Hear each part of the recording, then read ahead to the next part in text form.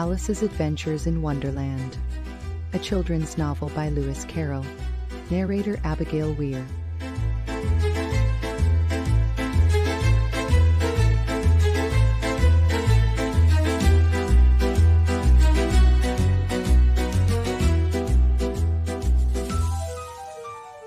Chapter 1. Down the Rabbit Hole. Alice was beginning to get very tired of sitting by her sister on the bank and of having nothing to do. Once or twice she had peeped into the book her sister was reading, but it had no pictures or conversations in it.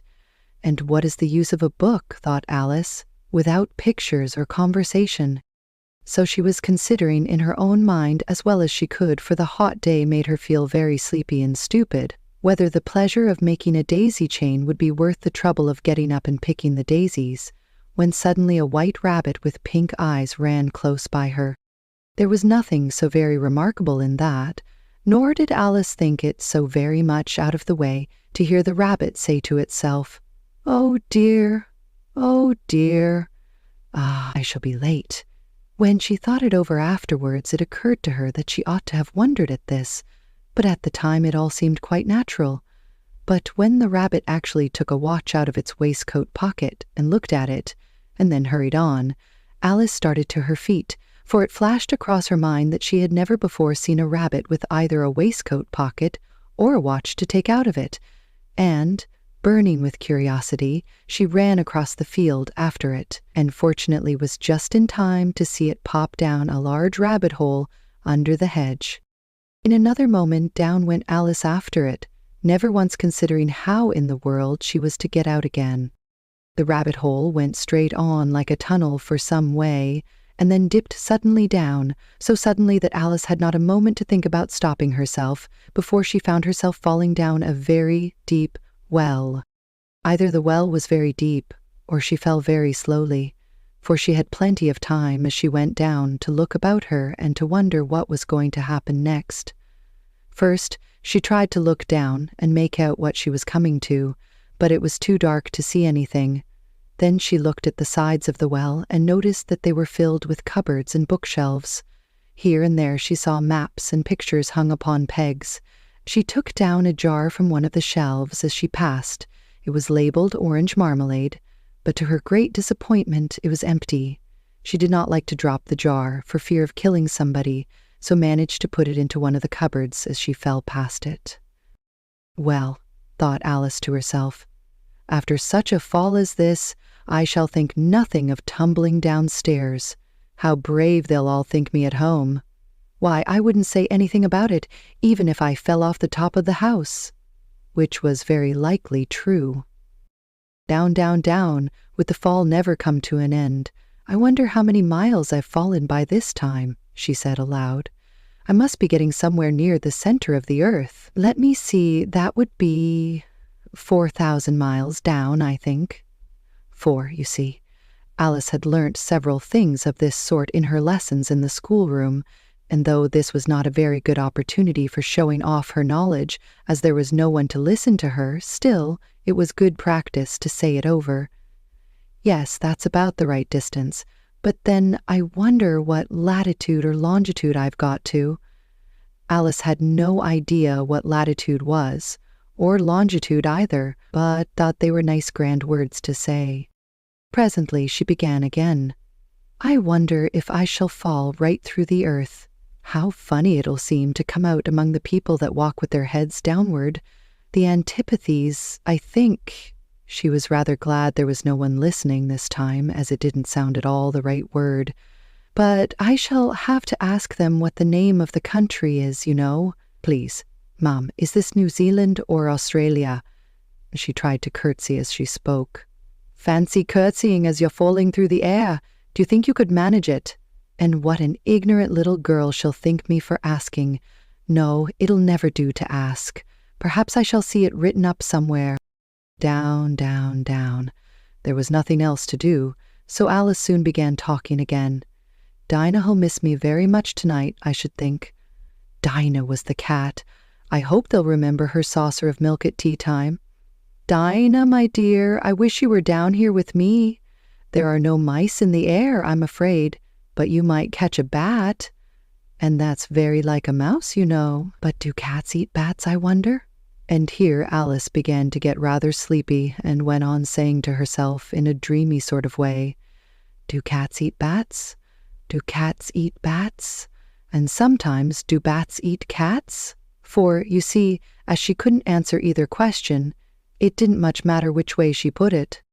She felt that she was dozing off, and had just begun to dream that she was walking hand in hand with Dinah, and saying to her very earnestly, "Now, Dinah, tell me the truth. Did you ever eat a bat?" When suddenly, thump, thump, down she came upon a heap of sticks and dry leaves, and the fall was over. Alice was not a bit hurt, and she jumped up onto her feet in a moment. She looked up, but it was all dark overhead. Before her was another long passage, and the white rabbit was still in sight, hurrying down it. There was not a moment to be lost.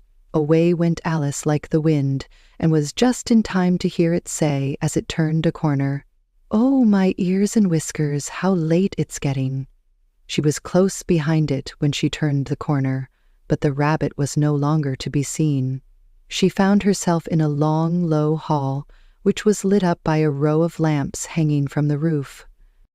There were doors all round the hall, but they were all locked, and when Alice had been all the way down one side and up the other, trying every door, she walked sadly down the middle, wondering how she was ever to get out again.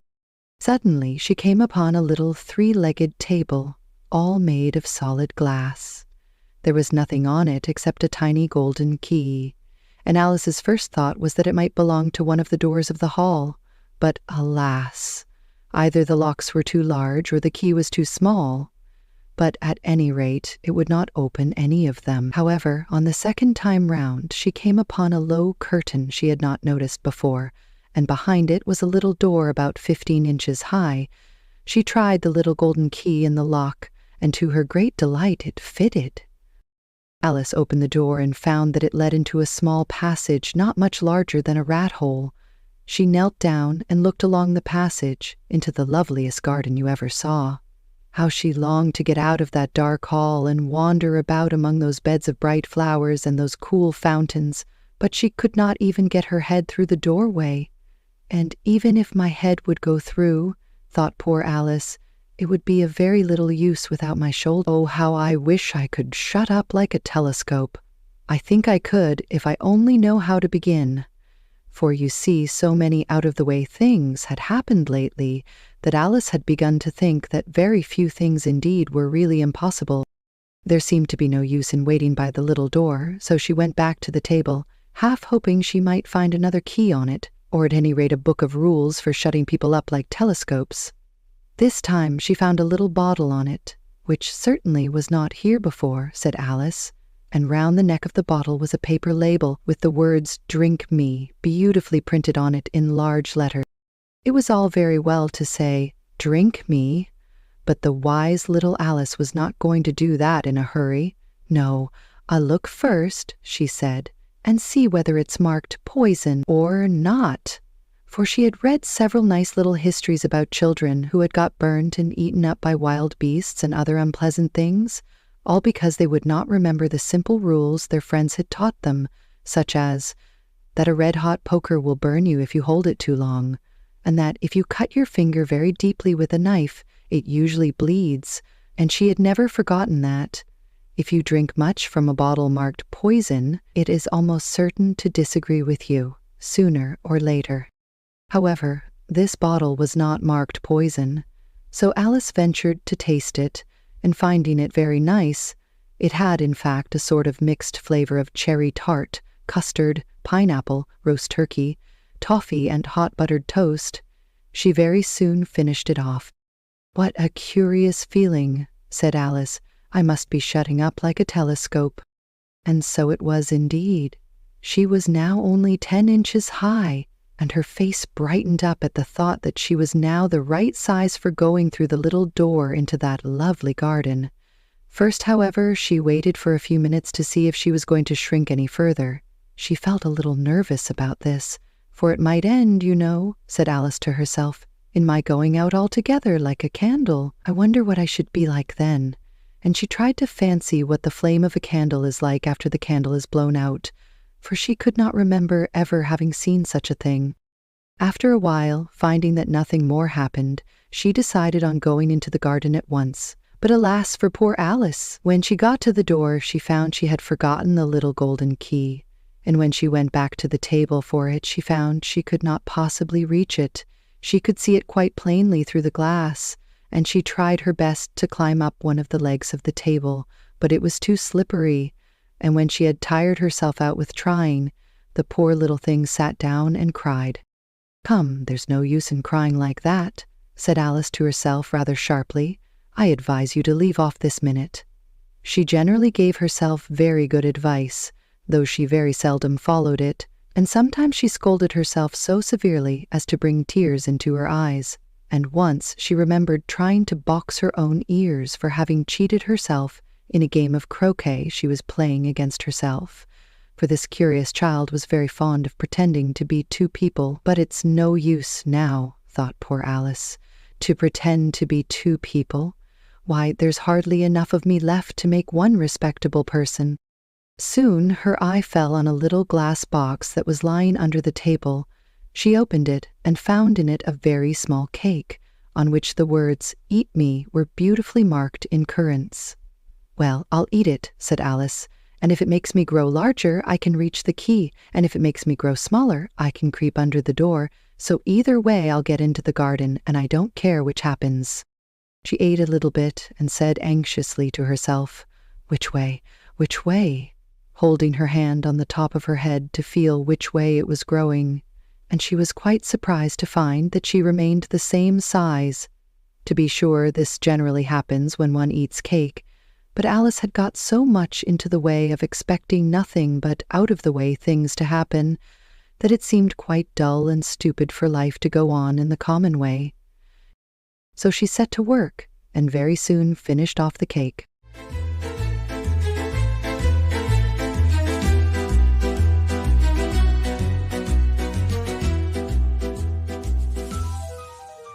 Chapter 2. The Pool of Tears. "Curiouser and curiouser," cried Alice. She was so much surprised that for the moment she quite forgot how to speak good English. "Now I'm opening out like the largest telescope that ever was. Goodbye, feet." For when she looked down at her feet, they seemed to be almost out of sight. They were getting so far off. "Oh, my poor little feet. I wonder who will put on your shoes and stockings for you now, dears. I'm sure I shan't be able. I shall be a great deal too far off to trouble myself about you. You must manage the best way you can." "But I must be kind to them," thought Alice, "or perhaps they won't walk the way I want to go. Let me see. I'll give them a new pair of boots every Christmas." And she went on planning to herself how she would manage it. They must go by the carrier, she thought. And how funny it'll seem sending presents to one's own feet, and how odd the directions will look. Alice's right foot, SQ. Hearthrug, near the fender. With Alice's love. Oh dear, what nonsense I'm talking. Just then her head struck against the roof of the hall. In fact, she was now more than 9 feet high, and she at once took up the little golden key and hurried off to the garden door. Poor Alice! It was as much as she could do, lying down on one side, to look through into the garden with one eye, but to get through was more hopeless than ever. She sat down and began to cry again. "You ought to be ashamed of yourself," said Alice. "A great girl like you," she might well say this, "to go on crying in this way. Stop this moment, I tell you." But she went on all the same, shedding gallons of tears, until there was a large pool all round her, about 4 inches deep and reaching half down the hall. After a time she heard a little pattering of feet in the distance, and she hastily dried her eyes to see what was coming. It was the White Rabbit, returning, splendidly dressed, with a pair of white kid gloves in one hand and a large fan in the other. He came trotting along in a great hurry, muttering to himself as he came, "Oh, the Duchess, the Duchess! Oh, won't she be savage if I've kept her waiting?" Alice felt so desperate that she was ready to ask help of anyone. So, when the rabbit came near her, she began in a low, timid voice, "If you please, sir." The rabbit started violently, dropped the white kid gloves and the fan, and scurried away into the darkness as hard as he could go. Alice took up the fan and gloves, and, as the hall was very hot, she kept fanning herself all the time she went on talking. "Dear, dear, how queer everything is today. And yesterday things went on just as usual.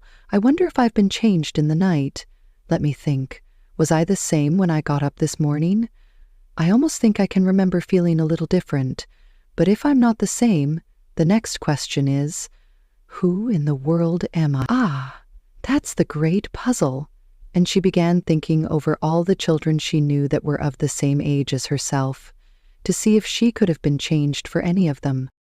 "I'm sure I'm not Ada," she said, "for her hair goes in such long ringlets, and mine doesn't go in ringlets at all. And I'm sure I can't be Mabel, for I know all sorts of things, and she knows such a very little. Besides, she's she, and I'm I, and, oh dear, how puzzling it all is. I'll try if I know all the things I used to know.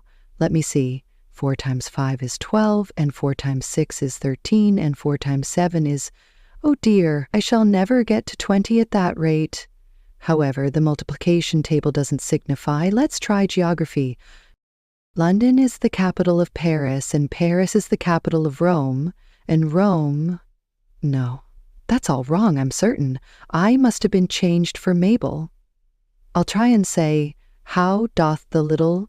And she crossed her hands on her lap as if she were saying lessons, and began to repeat it, but her voice sounded hoarse and strange, and the words did not come the same as they used to do. How doth the little crocodile improve his shiny tail, and pour the waters of the Nile on every golden scale? How cheerfully he seems to grin, how neatly spread his claws, and welcome little fishes in, with gently smiling jaws. I'm sure those are not the right words, said poor Alice, and her eyes filled with tears again as she went on.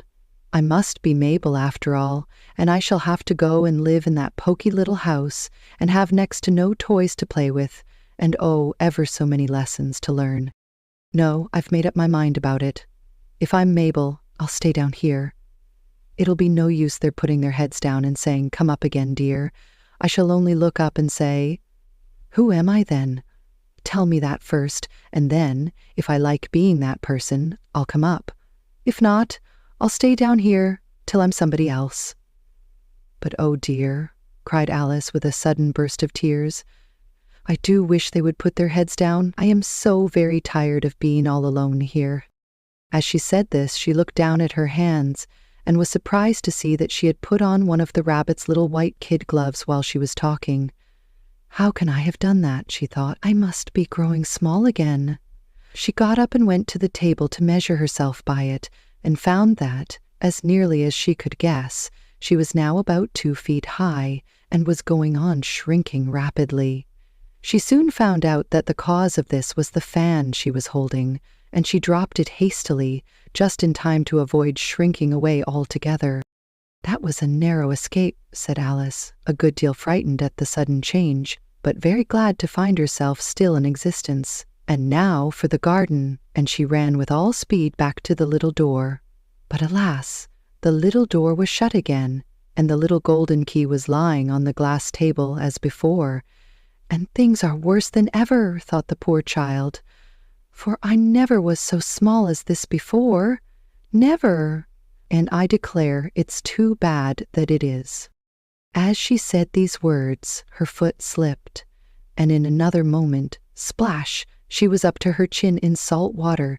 Her first idea was that she had somehow fallen into the sea, and in that case I can go back by railway, she said to herself. Alice had been to the seaside once in her life, and had come to the general conclusion that wherever you go to on the English coast, you find a number of bathing machines in the sea, some children digging in the sand with wooden spades, then a row of lodging houses, and behind them a railway station.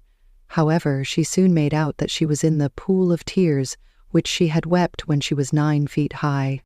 "I wish I hadn't cried so much," said Alice as she swam about, trying to find her way out.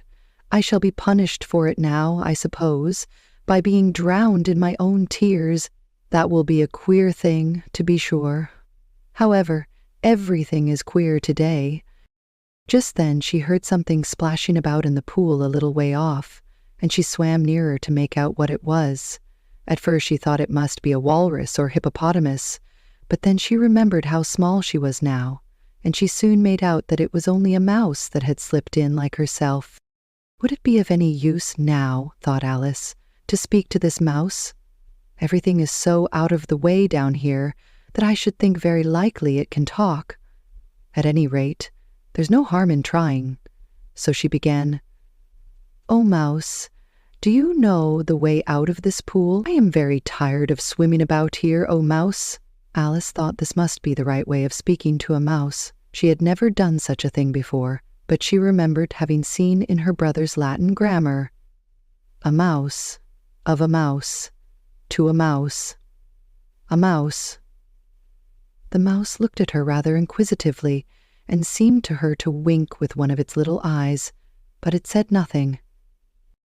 "Perhaps it doesn't understand English," thought Alice. "I dare say it's a French mouse come over with William the Conqueror." For, with all her knowledge of history, Alice had no very clear notion how long ago anything had happened. So she began again, "Où est ma chat?" which was the first sentence in her French lesson book. The mouse gave a sudden leap out of the water and seemed to quiver all over with fright. "Oh, I beg your pardon," cried Alice hastily, afraid that she had hurt the poor animal's feelings. "I quite forgot you didn't like cats." "Not like cats," cried the mouse in a shrill, passionate voice. "Would you like cats if you were me?" "Well, perhaps not," said Alice in a soothing tone. "Don't be angry about it. And yet I wish I could show you our cat Dinah. I think you'd take a fancy to cats if you could only see her. She is such a dear, quiet thing," Alice went on, half to herself as she swam lazily about in the pool. "And she sits purring so nicely by the fire, licking her paws and washing her face.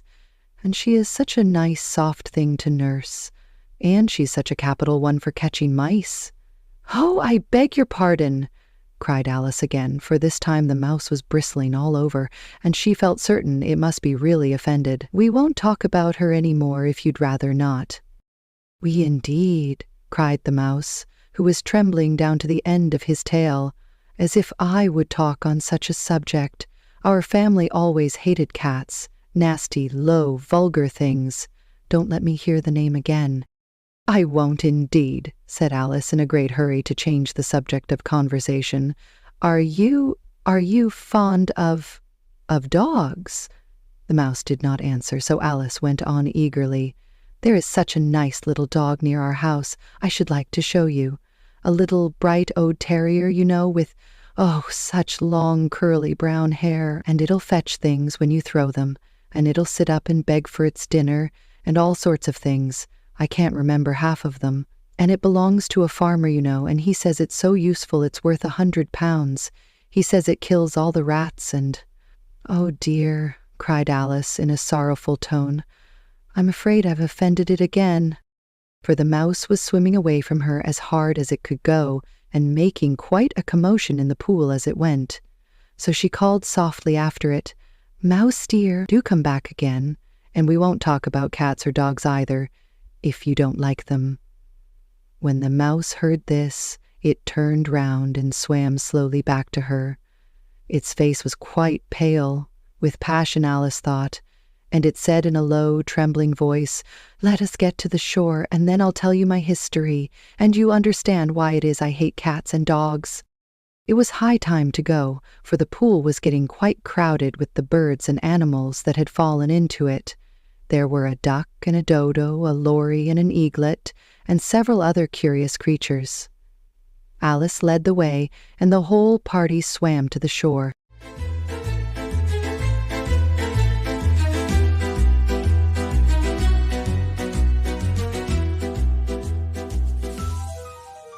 Chapter 3. A Caucus Race and a Long Tail. They were indeed a queer-looking party that assembled on the bank. the birds with draggled feathers, the animals with their fur clinging close to them, and all dripping wet, cross, and uncomfortable. The first question, of course, was how to get dry again. They had a consultation about this, and after a few minutes it seemed quite natural to Alice to find herself talking familiarly with them, as if she had known them all her life.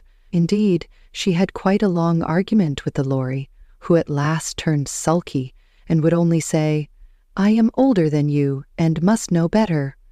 And this Alice would not allow without knowing how old it was, and, as the Lory positively refused to tell its age, there was no more to be said. At last the mouse, who seemed to be a person of authority among them, called out, "Sit down, all of you, and listen to me. I'll soon make you dry enough." They all sat down at once, in a large ring, with the mouse in the middle. Alice kept her eyes anxiously fixed on it, for she felt sure she would catch a bad cold if she did not get dry very soon. "Ahem," said the mouse with an important air. "Are you all ready? This is the driest thing I know. Silence all round, if you please." William the Conqueror, whose cause was favoured by the Pope, was soon submitted to by the English, who wanted leaders, and had been of late much accustomed to usurpation and conquest. Edwin and Morcar, the Earls of Mercia and Northumbria. "Ah," said the Lory with a shiver. "I beg your pardon," said the mouse, frowning, but very politely. "Did you speak?" "Not eyes," said the Lory hastily. "I thought you did," said the mouse. "I proceed." Edwin and Morcar, the Earls of Mercia and Northumbria, declared for him, and even Stigand, the patriotic Archbishop of Canterbury, found it advisable. "Found what?" said the duck. "Found it," the mouse replied rather crossly. "Of course you know what it means." "I know what it means well enough. When I find a thing," said the duck, "it's generally a frog or a worm. The question is, what did the Archbishop find?" The mouse did not notice this question, but hurriedly went on. "Found it advisable to go with Edgar Atheling to meet William and offer him the crown. William's conduct at first was moderate, but the insolence of his Normans. How are you getting on now, my dear?" it continued, turning to Alice as it spoke. "As wet as ever," said Alice in a melancholy tone. "It doesn't seem to dry me at all." "In that case," said the dodo solemnly, rising to its feet, "I move that the meeting adjourn for the immediate adoption of more energetic remedies." "Speak English," said the eaglet. "I don't know the meaning of half those long words, and what's more, I don't believe you do either." And the eaglet bent down its head to hide a smile. Some of the other birds tittered audibly. "What I was going to say," said the dodo in an offended tone, "was that the best thing to get us dry would be a caucus race."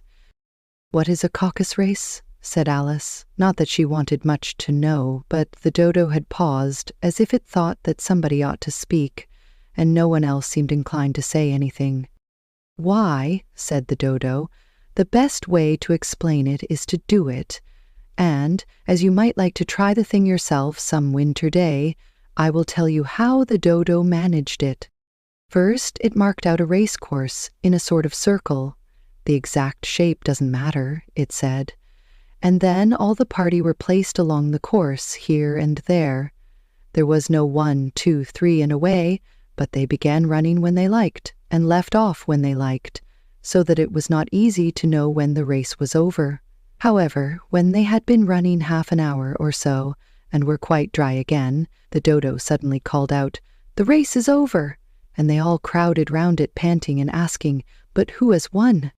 This question the dodo could not answer without a great deal of thought, and it sat for a long time with one finger pressed upon its forehead, the position in which you usually see Shakespeare in the pictures of him, while the rest waited in silence.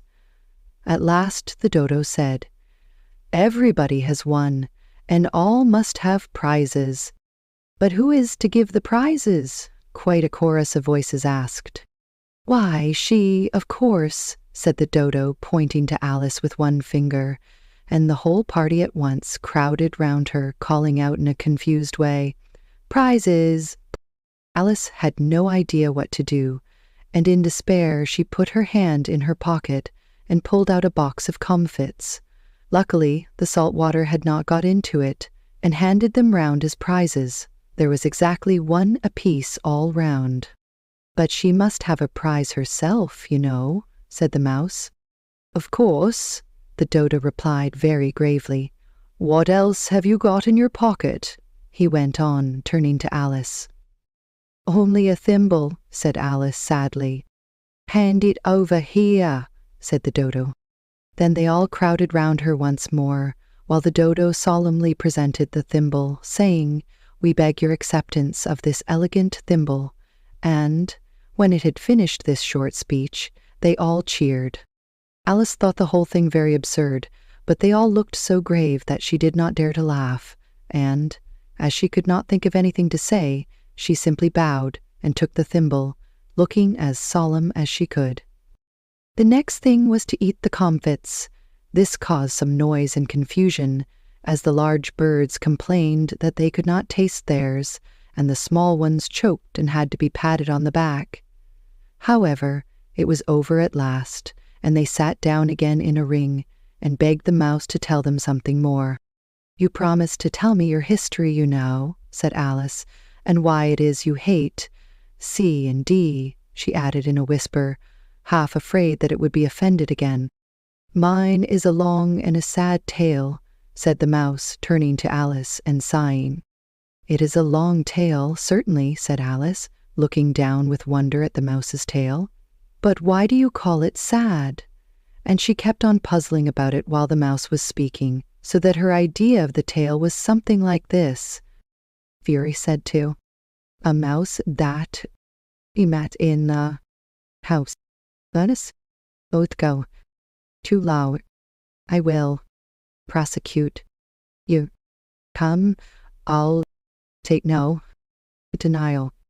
We must have a trial for real this morning.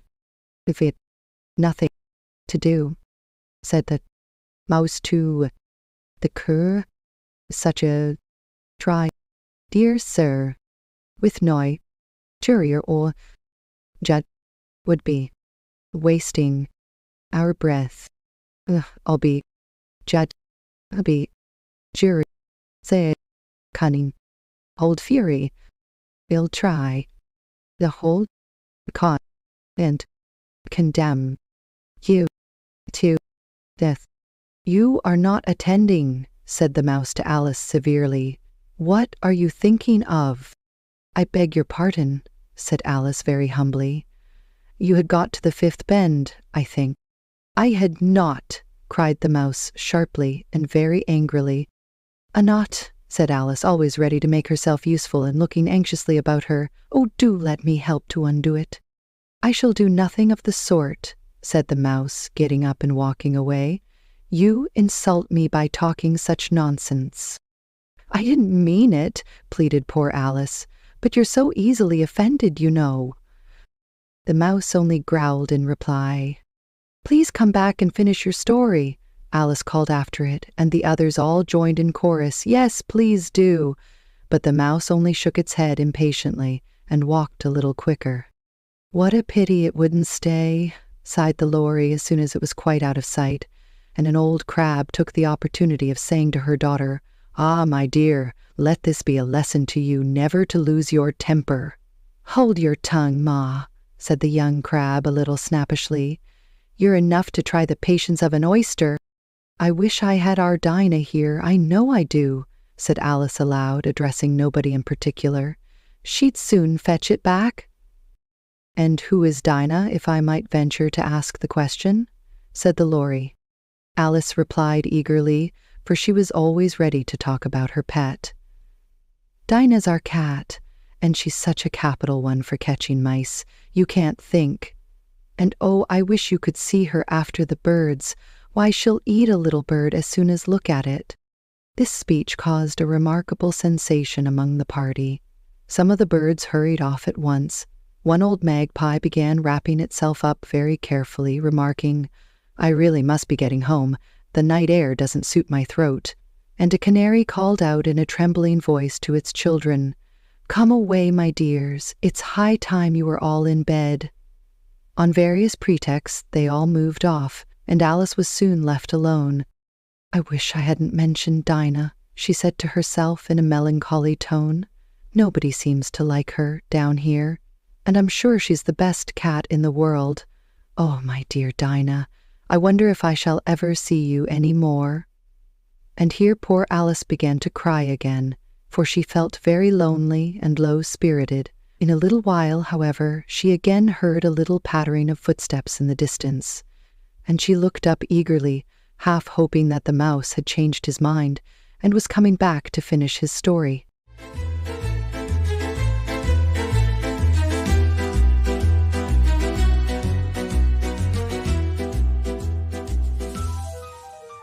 Chapter 4. The Rabbit Sends in a Little Bill. It was the White Rabbit, trotting slowly back again and looking anxiously about as it went, as if it had lost something, and she heard it muttering to itself, "The Duchess, the Duchess. Oh, my dear paws, oh, my fur and whiskers. She'll get me executed, as sure as ferrets are ferrets. Where can I have dropped them, I wonder?" Alice guessed in a moment that it was looking for the fan and the pair of white kid gloves, and she very good-naturedly began hunting about for them, but they were nowhere to be seen. Everything seemed to have changed since her swim in the pool, and the great hall with the glass table and the little door had vanished completely. Very soon the rabbit noticed Alice as she went hunting about, and called out to her in an angry tone, "Why, Marianne, what are you doing out here? Run home this moment and fetch me a pair of gloves and a fan. Quick, now!" And Alice was so much frightened that she ran off at once in the direction it pointed to, without trying to explain the mistake it had made. "He took me for his housemaid," she said to herself as she ran. "How surprised he'll be when he finds out who I am. But I'd better take him his fan and gloves. That is, if I can find them." As she said this, she came upon a neat little house, on the door of which was a bright brass plate with the name W. Rabbit engraved upon it. She went in without knocking and hurried upstairs in great fear lest she should meet the real Marianne, and be turned out of the house before she had found the fan and gloves. "How queer it seems," Alice said to herself, "to be going messages for a rabbit.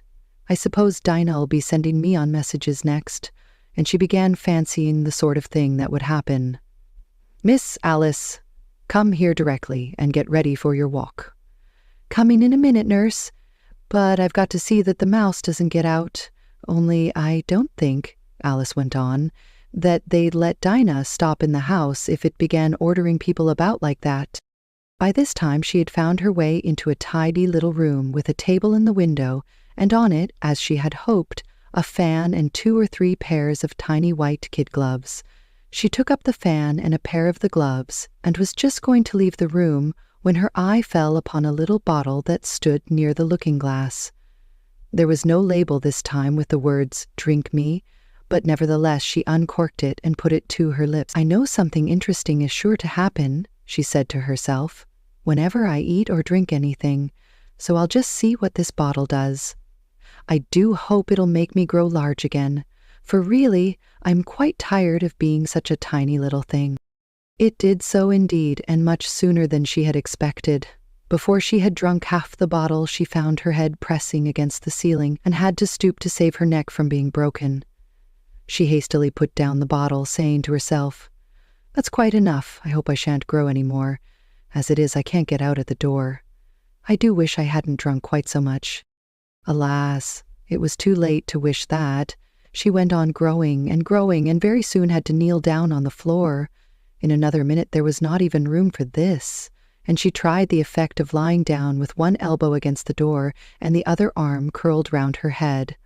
Still she went on growing, and as a last resource she put one arm out of the window and one foot up the chimney, and said to herself, "Now I can do no more, whatever happens. What will become of me?" Luckily for Alice, the little magic bottle had now had its full effect, and she grew no larger. Still, it was very uncomfortable, and, as there seemed to be no sort of chance of her ever getting out of the room again, no wonder she felt unhappy. It was much pleasanter at home, thought poor Alice, when one wasn't always growing larger and smaller and being ordered about by mice and rabbits. I almost wish I hadn't gone down that rabbit hole. And yet, it's rather curious, you know, this sort of life. I do wonder what can have happened to me. When I used to read fairy tales, I fancied that kind of thing never happened, and now here I am in the middle of one. There ought to be a book written about me, that there ought. And when I grow up, I'll write one. But I'm grown up now, she added in a sorrowful tone. At least there's no room to grow up any more here. But then, thought Alice, shall I never get any older than I am now? That'll be a comfort one way, never to be an old woman, but then always to have lessons to learn. Oh, I shouldn't like that. Oh, you foolish Alice, she answered herself. How can you learn lessons in here? Why, there's hardly room for you and no room at all for any lesson books. And so she went on, taking first one side and then the other and making quite a conversation of it altogether. But after a few minutes she heard a voice outside and stopped to listen. "Marianne! Marianne!" said the voice. "Fetch me my gloves this moment." Then came a little pattering of feet on the stairs. Alice knew it was the rabbit coming to look for her, and she trembled till she shook the house, quite forgetting that she was now about 1,000 times as large as the rabbit, and had no reason to be afraid of it. Presently the rabbit came up to the door, and tried to open it, but, as the door opened inwards, and Alice's elbow was pressed hard against it, that attempt proved a failure. Alice heard it say to itself, "Then I'll go round and get in at the window." "That you won't," thought Alice, and after waiting till she fancied she heard the rabbit just under the window, she suddenly spread out her hand and made a snatch in the air. She did not get hold of anything, but she heard a little shriek and a fall, and a crash of broken glass, from which she concluded that it was just possible it had fallen into a cucumber frame, or something of the sort. Next came an angry voice, the rabbit's "Pat! Pat! Where are you?" and then a voice she had never heard before. "Sure then, I'm here, diggin' for apples, your honor." "Digging for apples, indeed," said the rabbit angrily. "Here, come and help me out of this." Sounds of more broken glass. "Now tell me, Pat, what's that in the window?" "Sure, it's an arm, your honor," he pronounced it. "Arm." "An arm, you goose. Who ever saw one that size? Why, it fills the whole window." "Sure it does, your honor. But it's an arm for all that." "Well, it's got no business there at any rate. Go and take it away." There was a long silence after this, and Alice could only hear whispers now and then, such as, "Sure, I don't like it, your honor, at all, at all. Do as I tell you, you coward." And at last she spread out her hand again and made another snatch in the air. This time there were 2 little shrieks and more sounds of broken glass. What a number of cucumber frames there must be, thought Alice. I wonder what they'll do next. As for pulling me out of the window, I only wish they could. I'm sure I don't want to stay in here any longer. She waited for some time without hearing anything more. At last came a rumbling of little cartwheels, and the sound of a good many voices, all talking together. She made out the words, "Where's the other ladder? Why, I hadn't to bring but one. Bill's got the other. Bill, fetch it here, lad. Here, put 'em up at this corner. No, tie 'em together first. They don't reach half high enough yet. Oh, they'll do well enough, don't be particular. Here, Bill, catch hold of this rope. Will the roof bear? Mind that loose slate. Oh, it's coming down, heads below." A loud crash. Now who did that? It was Bill, I fancy. Who's to go down the chimney? Nay, I shan't. You do it. That I won't, then. Bill's to go down. Here, Bill, the master says you're to go down the chimney. "Oh, so Bill's got to come down the chimney, has he?" said Alice to herself. "Shy, they seem to put everything upon Bill. I wouldn't be in Bill's place for a good deal. This fireplace is narrow, to be sure, but I think I can kick a little." She drew her foot as far down the chimney as she could, and waited till she heard a little animal.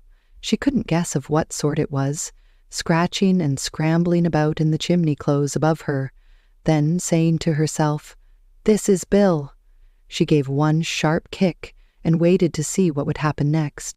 The first thing she heard was a general chorus of "There goes Bill," then the rabbit's voice along, "Catch 'em, you by the hedge," then silence, and then another confusion of voices, "Hold up his head, brandy now," "Don't choke 'em," "How was it, old fellow?"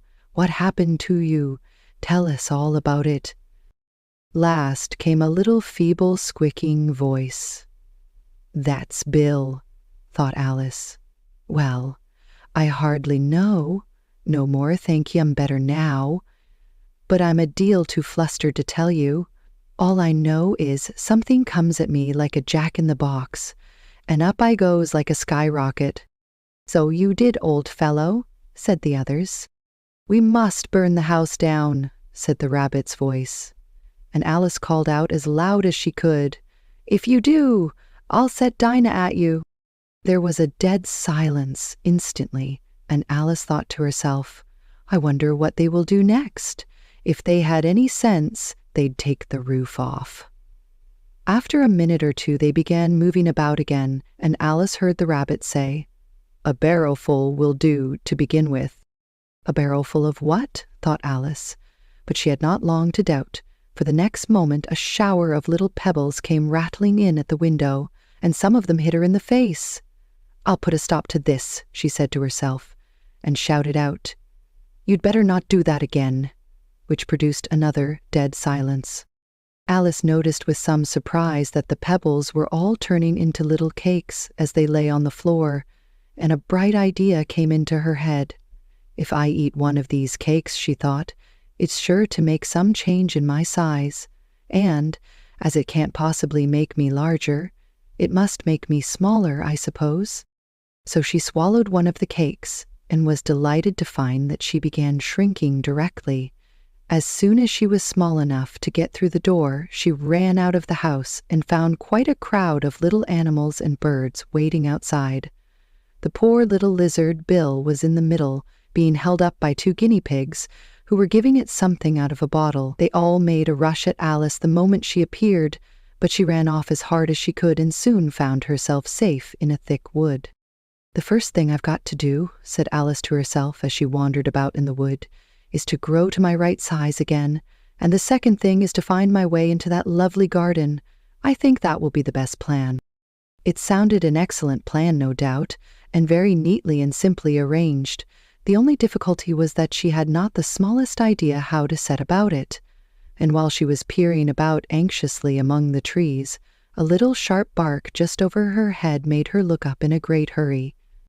An enormous puppy was looking down at her with large round eyes and feebly stretching out one paw, trying to touch her. "Poor little thing," said Alice in a coaxing tone, and she tried hard to whistle to it, but she was terribly frightened all the time at the thought that it might be hungry, in which case it would be very likely to eat her up in spite of all her coaxing. Hardly knowing what she did, she picked up a little bit of stick and held it out to the puppy, whereupon the puppy jumped into the air off all its feet at once with a yelp of delight and rushed at the stick and made believe to worry it. Then Alice dodged behind a great thistle to keep herself from being run over, and the moment she appeared on the other side, the puppy made another rush at the stick and tumbled head over heels in its hurry to get hold of it. Then Alice, thinking it was very like having a game of play with a cart horse, and expecting every moment to be trampled under its feet, ran round the thistle again. Then the puppy began a series of short charges at the stick, running a very little way forwards each time and a long way back, and barking hoarsely all the while, till at last it sat down a good way off, panting, with its tongue hanging out of its mouth, and its great eyes half shut. This seemed to Alice a good opportunity for making her escape, so she set off at once, and ran till she was quite tired and out of breath, until the puppy's bark sounded quite faint in the distance. "And yet what a dear little puppy it was," said Alice, as she leant against a buttercup to rest herself, and fanned herself with one of the leaves. "I should have liked teaching it tricks very much if I'd only been the right size to do it. Oh dear, I'd nearly forgotten that I've got to grow up again. Let me see. How is it to be managed? I suppose I ought to eat or drink something or other, but the great question is, what?" The great question certainly was, what? Alice looked all round her at the flowers and the blades of grass, but she did not see anything that looked like the right thing to eat or drink under the circumstances. There was a large mushroom growing near her, about the same height as herself, and when she had looked under it and on both sides of it and behind it, it occurred to her that she might as well look and see what was on the top of it. She stretched herself up on tiptoe and peeped over the edge of the mushroom, and her eyes immediately met those of a large caterpillar that was sitting on the top with its arms folded, quietly smoking a long hookah, and taking not the smallest notice of her or of anything else.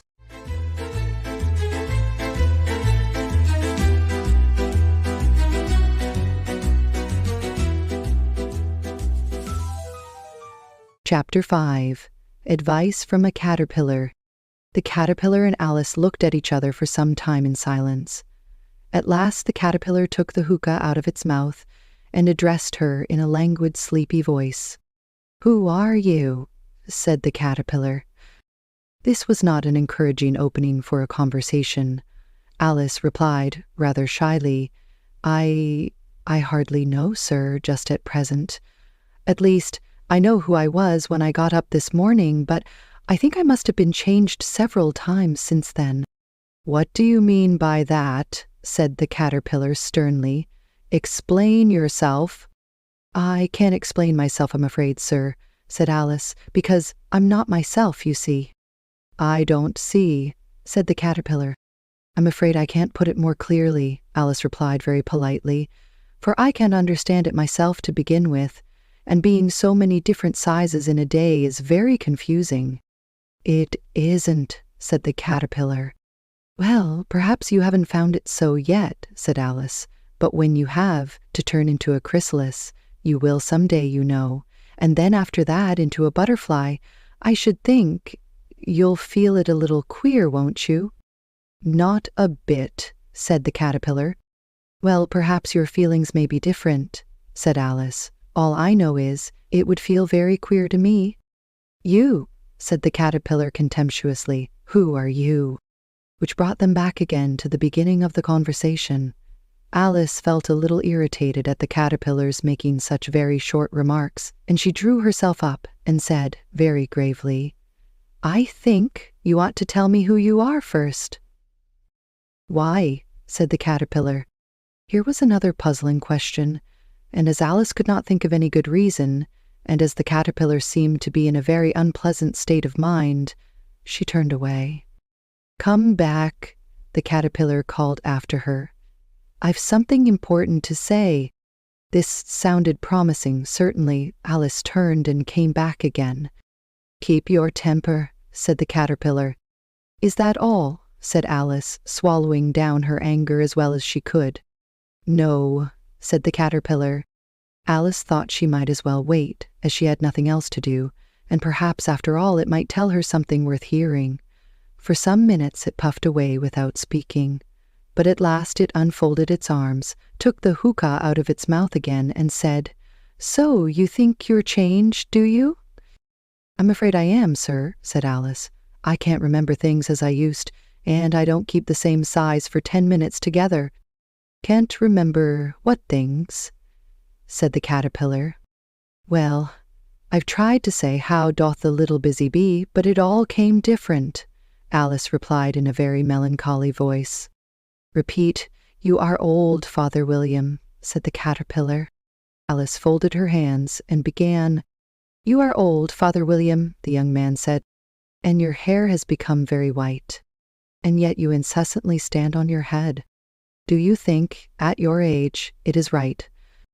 "In my youth," Father William replied to his son, "I feared it might injure the brain. But now that I'm perfectly sure I have none, why, I do it again and again." "You are old," said the youth, "as I mentioned before. and have grown most uncommonly fat. Yet you turned a back somersault in at the door. Pray, what is the reason of that? In my youth, said the sage as he shook his grey locks, I kept all my limbs very supple. By the use of this ointment, 1 shilling the box. Allow me to sell you a couple. You are old, said the youth, and your jaws are too weak for anything tougher than suet. Yet you finished the goose, with the bones and the beak. Pray, how did you manage to do it? In my youth, said his father, I took to the law, and argued each case with my wife, and the muscular strength which it gave to my jaw has lasted the rest of my life. You are old, said the youth. One would hardly suppose that your eye was as steady as ever, yet you balanced an eel on the end of your nose. What made you so awfully clever? I have answered 3 questions, and that is enough, said his father. Don't give yourself airs. Do you think I can listen all day to such stuff? Be off, or I'll kick you downstairs. That is not said right, said the caterpillar. Not quite right, I'm afraid, said Alice timidly. Some of the words have got altered. It is wrong from beginning to end, said the caterpillar decidedly, and there was silence for some minutes. The caterpillar was the first to speak. What size do you want to be? It asked. Oh, I'm not particular as to size, Alice hastily replied. Only one doesn't like changing so often, you know. I don't know, said the caterpillar. Alice said nothing. She had never been so much contradicted in her life before, and she felt that she was losing her temper. Are you content now? Said the caterpillar. Well, I should like to be a little larger, sir, if you wouldn't mind, said Alice. 3 inches is such a wretched height to be. It is a very good height indeed, said the caterpillar angrily, rearing itself upright as it spoke. It was exactly 3 inches high. But I'm not used to it, pleaded poor Alice in a piteous tone, and she thought of herself, I wish the creatures wouldn't be so easily offended. You'll get used to it in time, said the caterpillar, and it put the hookah into its mouth and began smoking again.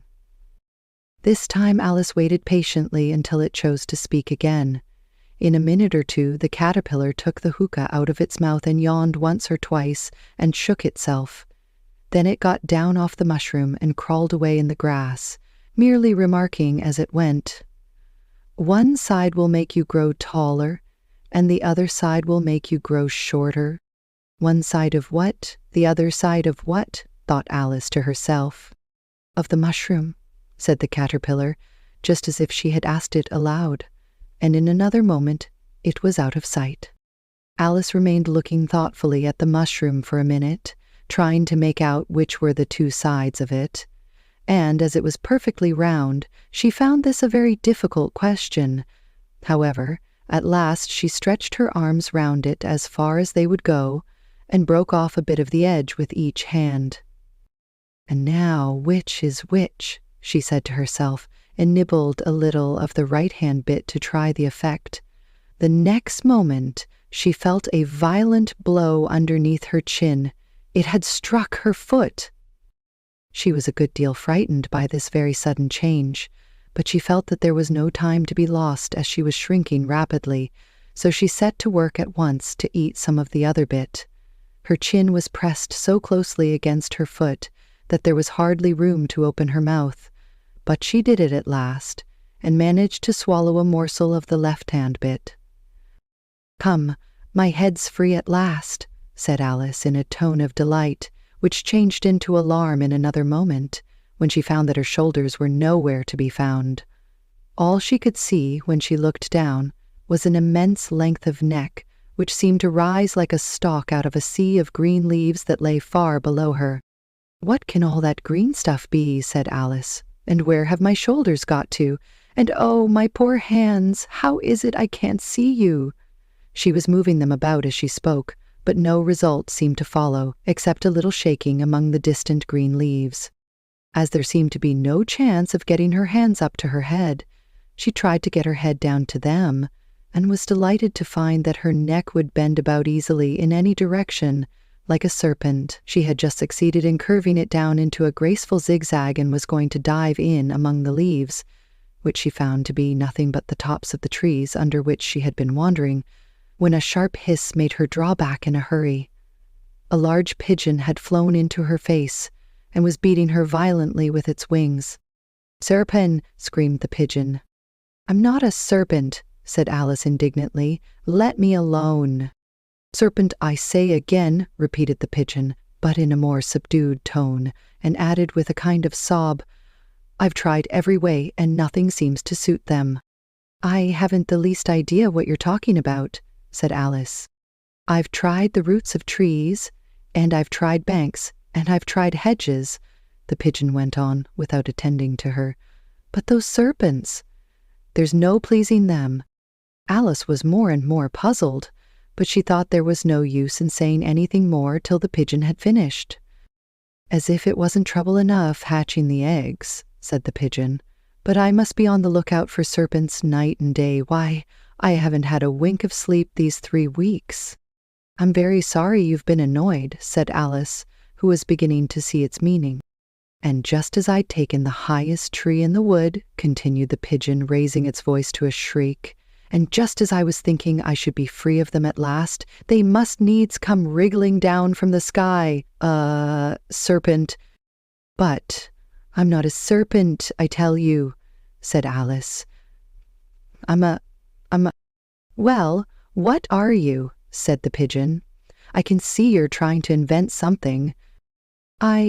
I'm a little girl," said Alice, rather doubtfully, as she remembered the number of changes she had gone through that day. "A likely story indeed," said the pigeon in a tone of the deepest contempt. "I've seen a good many little girls in my time, but never one with such a neck as that. No, no, you're a serpent, and there's no use denying it. I suppose you'll be telling me next that you never tasted an egg." "I have tasted eggs, certainly," said Alice, who was a very truthful child. "But little girls eat eggs quite as much as serpents do, you know." "I don't believe it," said the pigeon. "But if they do, why then they're a kind of serpent. That's all I can say." This was such a new idea to Alice that she was quite silent for a minute or two, which gave the pigeon the opportunity of adding, "You're looking for eggs, I know that well enough, and what does it matter to me whether you're a little girl or a serpent?" "It matters a good deal to me," said Alice hastily, "but I'm not looking for eggs as it happens, and if I was, I shouldn't want yours. I don't like them raw." "We'll be off then," said the pigeon in a sulky tone, as it settled down again into its nest. Alice crouched down among the trees as well as she could, for her neck kept getting entangled among the branches, and every now and then she had to stop and untwist it. After a while she remembered that she still held the pieces of mushroom in her hands, and she set to work very carefully, nibbling first at one and then at the other, and growing sometimes taller and sometimes shorter, until she had succeeded in bringing herself down to her usual height. It was so long since she had been anything near the right size that it felt quite strange at first, but she got used to it in a few minutes and began talking to herself as usual. "Come, there's half my plan done now. How puzzling all these changes are. Am never sure what I'm going to be from one minute to another. However, I've got back to my right size. The next thing is to get into that beautiful garden. How is that to be done, I wonder?" As she said this, she came suddenly upon an open place with a little house in it about 4 feet high. "Whoever lives there," thought Alice. "It'll never do to come upon them this size. Why, I should frighten them out of their wits." So she began nibbling at the right-hand bit again, and did not venture to go near the house till she had brought herself down to 9 inches high.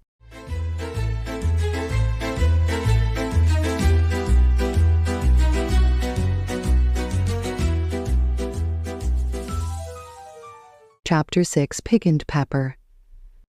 For a minute or two she stood looking at the house and wondering what to do next, when suddenly a footman in livery came running out of the wood. She considered him to be a footman because he was in livery. Otherwise, judging by his face only, she would have called him a fish. and rapped loudly at the door with his knuckles. It was opened by another footman in livery, with a round face and large eyes like a frog.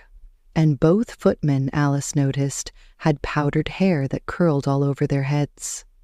She felt very curious to know what it was all about, and crept a little way out of the wood to listen. The fish footman began by producing from under his arm a great letter, nearly as large as himself, and this he handed over to the other, saying in a solemn tone, "For the Duchess, an invitation from the Queen to play croquet." The frog footman repeated in the same solemn tone, only changing the order of the words a little, "From the Queen, an invitation for the Duchess to play croquet."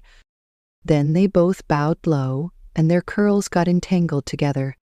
Alice laughed so much at this that she had to run back into the wood for fear of their hearing her, and when she next peeped out, the fish footman was gone, and the other was sitting on the ground near the door, staring stupidly up into the sky. Alice went timidly up to the door and knocked. "There's no sort of use in knocking," said the footman, "and that for two reasons. First, because I'm on the same side of the door as you are. Secondly, because they're making such a noise inside no one could possibly hear you. And certainly there was a most extraordinary noise going on within, a constant howling and sneezing, and every now and then a great crash as if a dish or kettle had been broken to pieces." "Please then," said Alice, "how am I to get in?" "There might be some sense in your knocking," the footman went on without attending to her, "if we had the door between us. For instance, if you were inside, you might knock, and I could let you out, you know." He was looking up into the sky all the time he was speaking, and this Alice thought decidedly uncivil. "But perhaps he can't help it," she said to herself. "His eyes are so very nearly at the top of his head, but at any rate he might answer questions. How am I to get in?" she repeated aloud. "I shall sit here," the footman remarked, "till tomorrow." At this moment the door of the house opened, and a large plate came skimming out, straight at the footman's head. It just grazed his nose, and broke to pieces against one of the trees behind him. "Or next day, maybe," the footman continued in the same tone, exactly as if nothing had happened. "How am I to get in?" asked Alice again in a louder tone.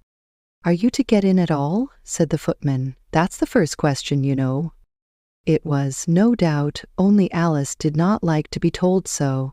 "It's really dreadful," she muttered to herself, "the way all the creatures argue. It's enough to drive one crazy."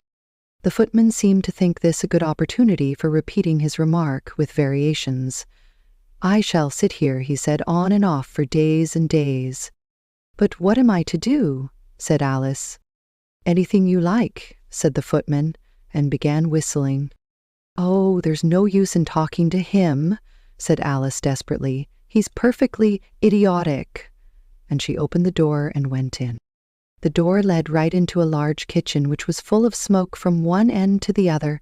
The Duchess was sitting on a three-legged stool in the middle nursing a baby. The cook was leaning over the fire, stirring a large cauldron which seemed to be full of soup. "There's certainly too much pepper in that soup," Alice said to herself, as well as she could for sneezing. There was certainly too much of it in the air. Even the Duchess sneezed occasionally, and as for the baby, it was sneezing and howling alternately, without a moment's pause. The only things in the kitchen that did not sneeze were the cook and a large cat, which was sitting on the hearth and grinning from ear to ear. "Please, would you tell me," said Alice, a little timidly, for she was not quite sure whether it was good manners for her to speak first, "why your cat grins like that?" "It's a Cheshire cat," said the Duchess, "and that's why." "Pig, huh?" She said the last word with such sudden violence that Alice quite jumped, but she saw in another moment that it was addressed to the baby and not to her, so she took courage and went on again. "I didn't know that Cheshire cats always grinned. In fact, I didn't know that cats could grin." "They all can," said the Duchess, "and most of 'em do." "I don't know of any that do," Alice said very politely, feeling quite pleased to have got into a conversation. "You don't know much," said the Duchess, and that's a fact." Alice did not at all like the tone of this remark, and thought it would be as well to introduce some other subject of conversation.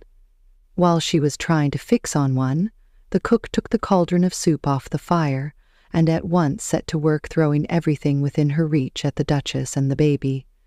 The fire irons came first, then followed a shower of saucepans, plates, and dishes. The Duchess took no notice of them, even when they hit her, and the baby was howling so much already that it was quite impossible to say whether the blows hurt it or not. "Oh, please mind what you're doing," cried Alice, jumping up and down in an agony of terror. "Oh, there goes his precious nose," as an unusually large saucepan flew close by it and very nearly carried it off. "If everybody minded their own business," the Duchess said in a hoarse growl, "the world would go round a deal faster than it does." "Which would not be an advantage," said Alice, who felt very glad to get an opportunity of showing off a little of her knowledge. "Just think of what work it would make with the day and night. You see, the earth takes 24 hours to turn round on its axis." "Talking of axes," said the Duchess, "chop off her head." Alice glanced rather anxiously at the cook to see if she meant to take the hint, but the cook was busily stirring the soup and seemed not to be listening, so she went on again. 24 hours, I think, or is it 12? Oh, don't bother me," said the Duchess. "I never could abide figures." And with that she began nursing her child again, singing a sort of lullaby to it as she did so, and giving it a violent shake at the end of every line. "Speak roughly to your little boy, and beat him when he sneezes. He only does it to annoy, because he knows it teases." Chorus, in which the cook and the baby joined. Wow, wow, wow. While the Duchess sang the second verse of the song, she kept tossing the baby violently up and down, and the poor little thing howled so that Alice could hardly hear the words. "I speak severely to my boy. I beat him when he sneezes, for he can thoroughly enjoy the pepper when he pleases." Chorus. Wow, wow, wow. "Here, you may nurse it a bit if you like," the Duchess said to Alice, flinging the baby at her as she spoke. "I must go and get ready to play croquet with the Queen," and she hurried out of the room. The cook threw a frying pan after her as she went out, but it just missed her. Alice caught the baby with some difficulty, as it was a queer-shaped little creature, and held out its arms and legs in all directions, just like a starfish, thought Alice. The poor little thing was snorting like a steam engine when she caught it, and kept doubling itself up and straightening itself out again, so that altogether, for the first minute or two, it was as much as she could do to hold it. As soon as she had made out the proper way of nursing it, which was to twist it up into a sort of knot, and then keep tight hold of its right ear and left foot, so as to prevent its undoing itself, she carried it out into the open air. "If I don't take this child away with me," thought Alice, "they're sure to kill it in a day or two. Wouldn't it be murder to leave it behind?" She said the last words out loud, and the little thing grunted in reply. It had left off sneezing by this time. "Don't grunt," said Alice. "That's not at all a proper way of expressing yourself."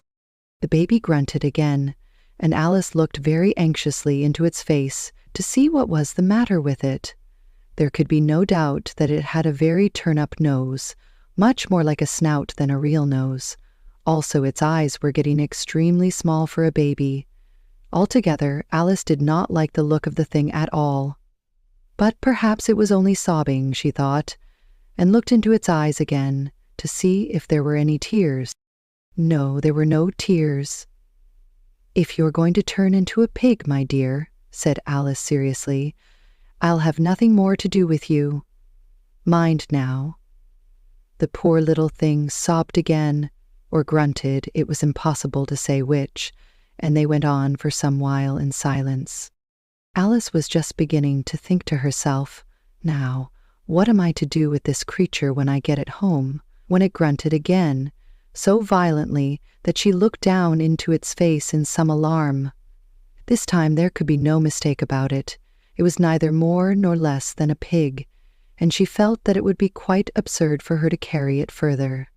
So she set the little creature down and felt quite relieved to see it trot away quietly into the wood. If it had grown up, she said to herself, it would have made a dreadfully ugly child, but it makes rather a handsome pig, I think. And she began thinking over other children she knew who might do very well as pigs, and was just saying to herself, if one only knew the right way to change them, when she was a little startled by seeing the Cheshire Cat sitting on a bough of a tree a few yards off. The cat only grinned when it saw Alice. It looked good-natured, she thought. Still, it had very long claws and a great many teeth, so she felt that it ought to be treated with respect. Cheshire Puss, she began rather timidly, as she did not at all know whether it would like the name. However, it only grinned a little wider. Come, it's pleased so far, thought Alice, and she went on. Would you tell me, please, which way I ought to go from here? That depends a good deal on where you want to get to, said the cat. I don't much care where, said Alice. Then it doesn't matter which way you go, said the cat.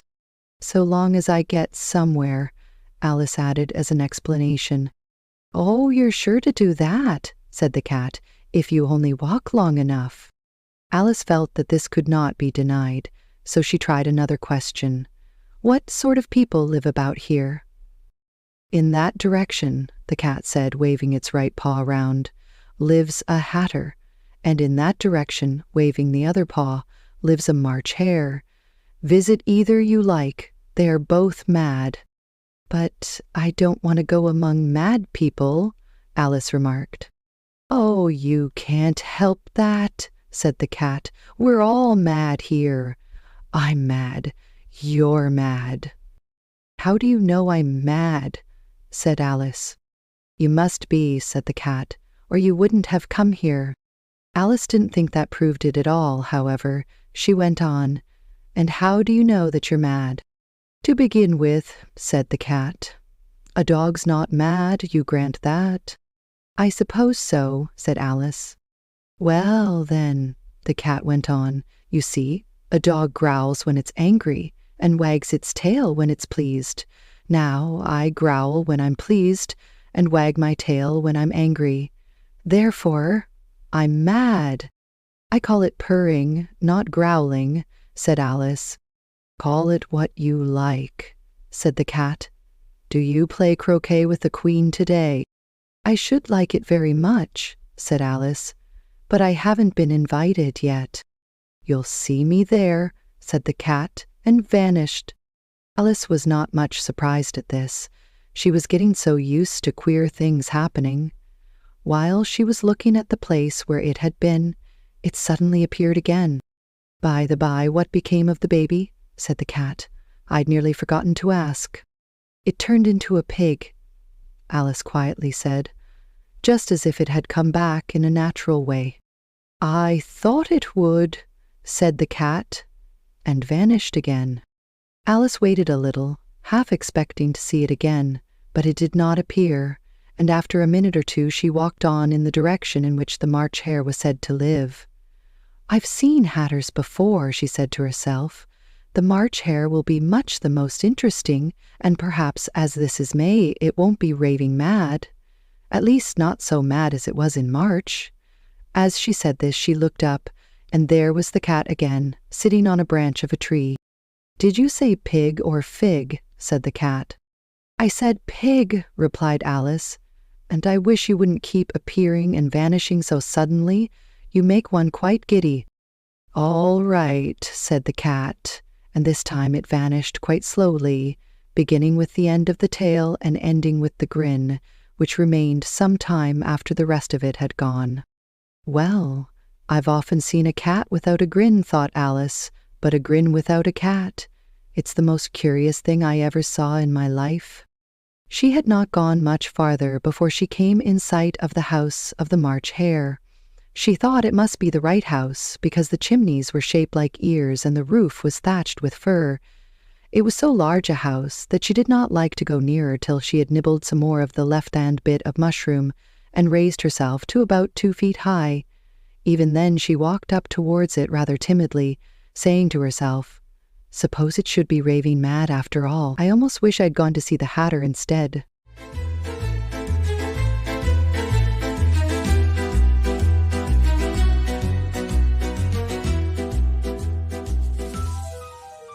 Chapter 7. A Mad Tea Party. There was a table set out under a tree in front of the house, and the March Hare and the Hatter were having tea at it. A dormouse was sitting between them, fast asleep, and the other two were using it as a cushion, resting their elbows on it and talking over its head. Very uncomfortable for the dormouse, thought Alice. Only, as it's asleep, I suppose it doesn't mind. The table was a large one, but the three were all crowded together at one corner of it. "No room, no room," they cried out when they saw Alice coming. "There's plenty of room," said Alice indignantly, and she sat down in a large armchair at one end of the table. "Have some wine," the March Hare said in an encouraging tone. Alice looked all round the table, but there was nothing on it but tea. "I don't see any wine," she remarked. "There isn't any," said the March Hare. "Then it wasn't very civil of you to offer it," said Alice angrily. "It wasn't very civil of you to sit down without being invited," said the March Hare. "I didn't know it was your table," said Alice. "It's laid for a great many more than 3. "Your hair wants cutting," said the Hatter. He had been looking at Alice for some time with great curiosity, and this was his first speech. "You should learn not to make personal remarks," Alice said with some severity. "It's very rude." The Hatter opened his eyes very wide on hearing this, but all he said was, "Why is a raven like a writing desk?" "Come, we shall have some fun now," thought Alice. "I'm glad they've begun asking riddles. I believe I can guess that," she added aloud. "Do you mean that you think you can find out the answer to it?" said the March Hare. "Exactly so," said Alice. "Then you should say what you mean," the March Hare went on. "I do," Alice hastily replied. At least I mean what I say. That's the same thing, you know."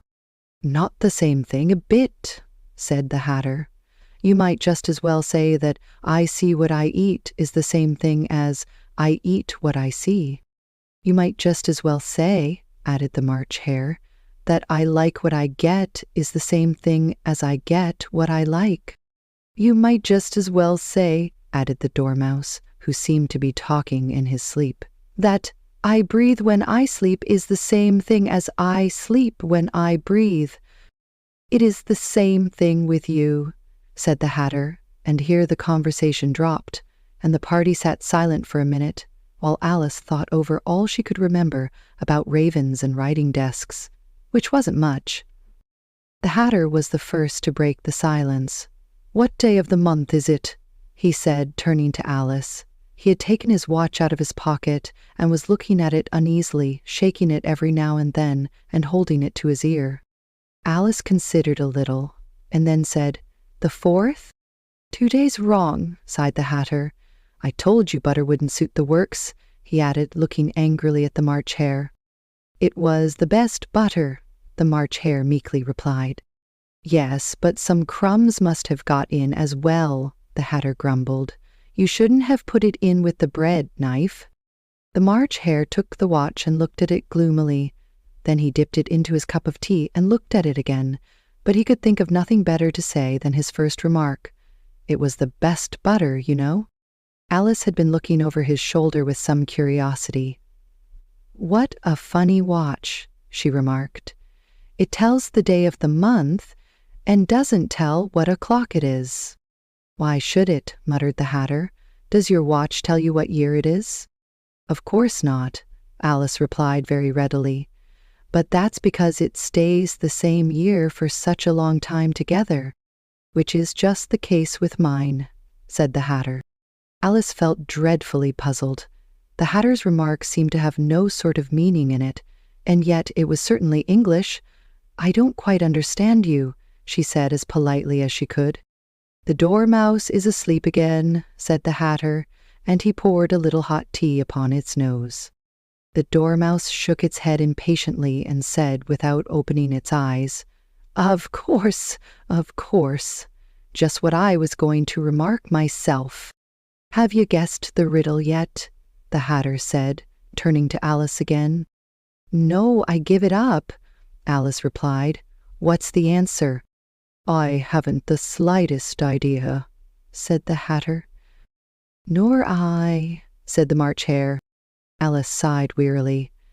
I think you might do something better with the time, she said, than waste it in asking riddles that have no answers. If you knew time as well as I do, said the Hatter, you wouldn't talk about wasting it. It's him. I don't know what you mean, said Alice. Of course you don't, the Hatter said, tossing his head contemptuously. I dare say you never even spoke to time. Perhaps not, Alice cautiously replied. But I know I have to beat time when I learn music. Ah, that accounts for it, said the Hatter. He won't stand beating.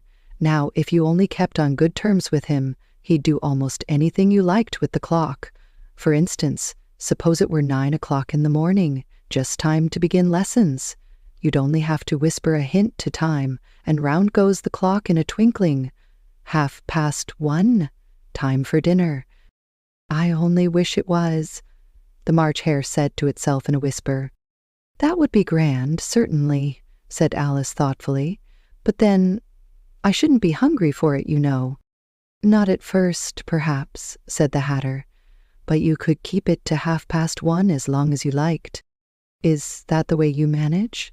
Alice asked. The Hatter shook his head mournfully. Not I, he replied. We quarreled last March, just before he went mad, you know, pointing with his teaspoon at the March Hare. It was at the great concert given by the Queen of Hearts, and I had to sing, Twinkle, twinkle, little bat. How I wonder what you're at. You know the song, perhaps? I've heard something like it, said Alice. It goes on, you know, the Hatter continued, in this way. Up above the world you fly, like a tea-tray in the sky. Twinkle, twinkle. Here the dormouse shook itself and began singing in its sleep, Twinkle, twinkle, twinkle, twinkle, and went on so long that they had to pinch it to make it stop. Well, I'd hardly finished the first verse, said the Hatter, when the Queen jumped up and bawled out, He's murdering the time, off with his head. How dreadfully savage, exclaimed Alice. And ever since that, the Hatter went on in a mournful tone, he won't do a thing I ask. It's always 6 o'clock now. A bright idea came into Alice's head. Is that the reason so many tea things are put out here? She asked. Yes, that's it, said the Hatter with a sigh. It's always tea time, and we've no time to wash the things between whiles. Then you keep moving round, I suppose, said Alice. Exactly so, said the Hatter, as the things get used up. But what happens when you come to the beginning again? Alice ventured to ask. Suppose we change the subject, the March Hare interrupted, yawning. I'm getting tired of this. I vote the young lady tells us a story.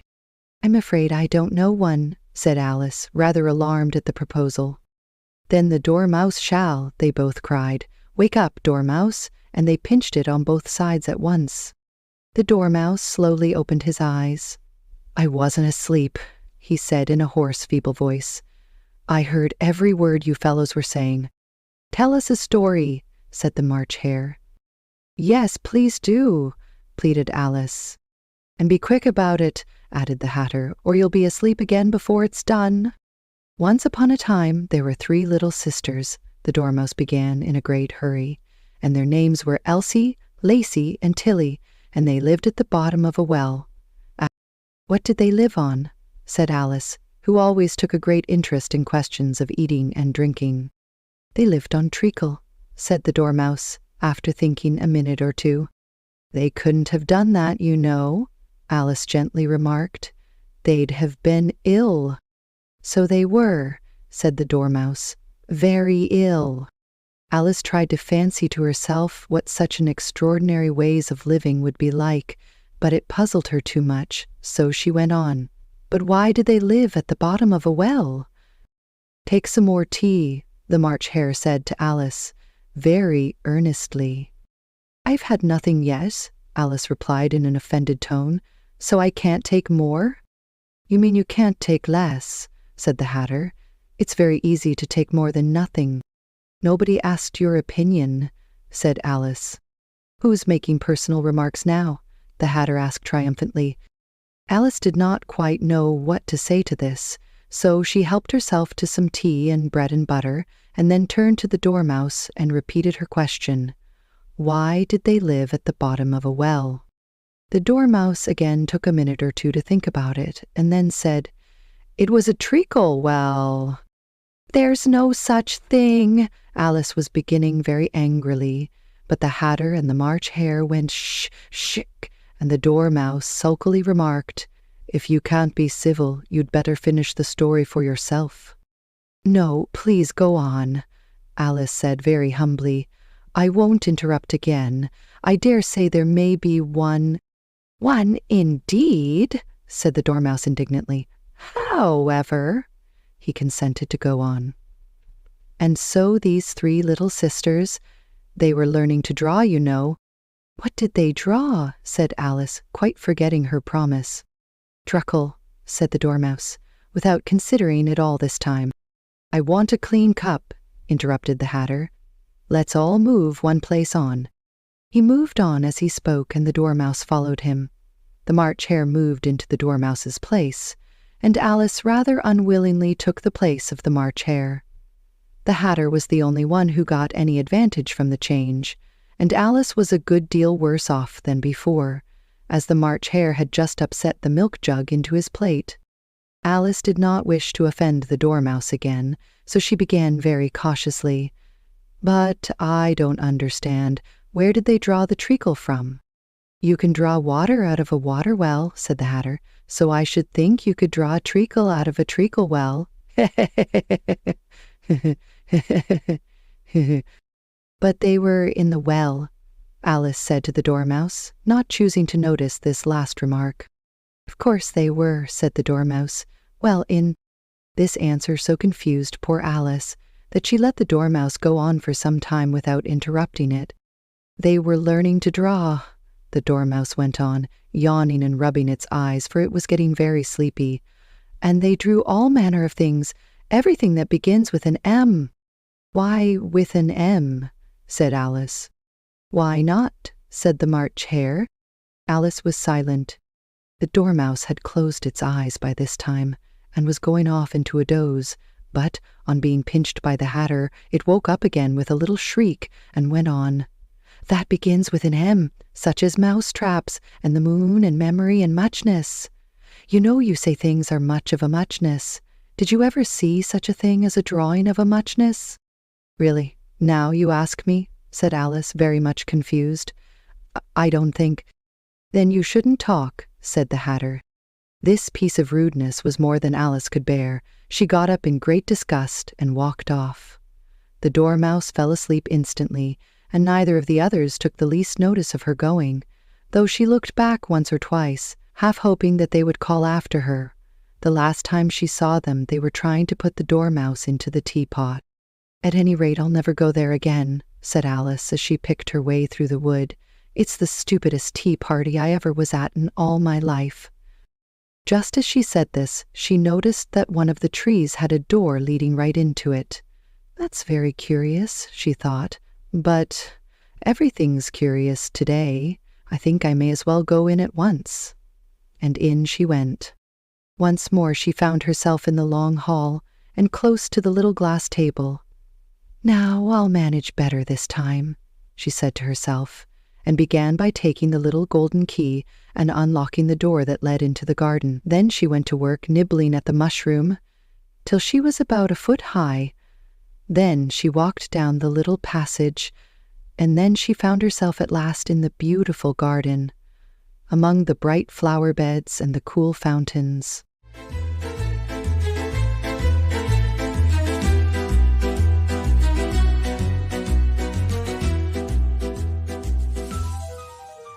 Chapter 8. The Queen's Croquet Ground.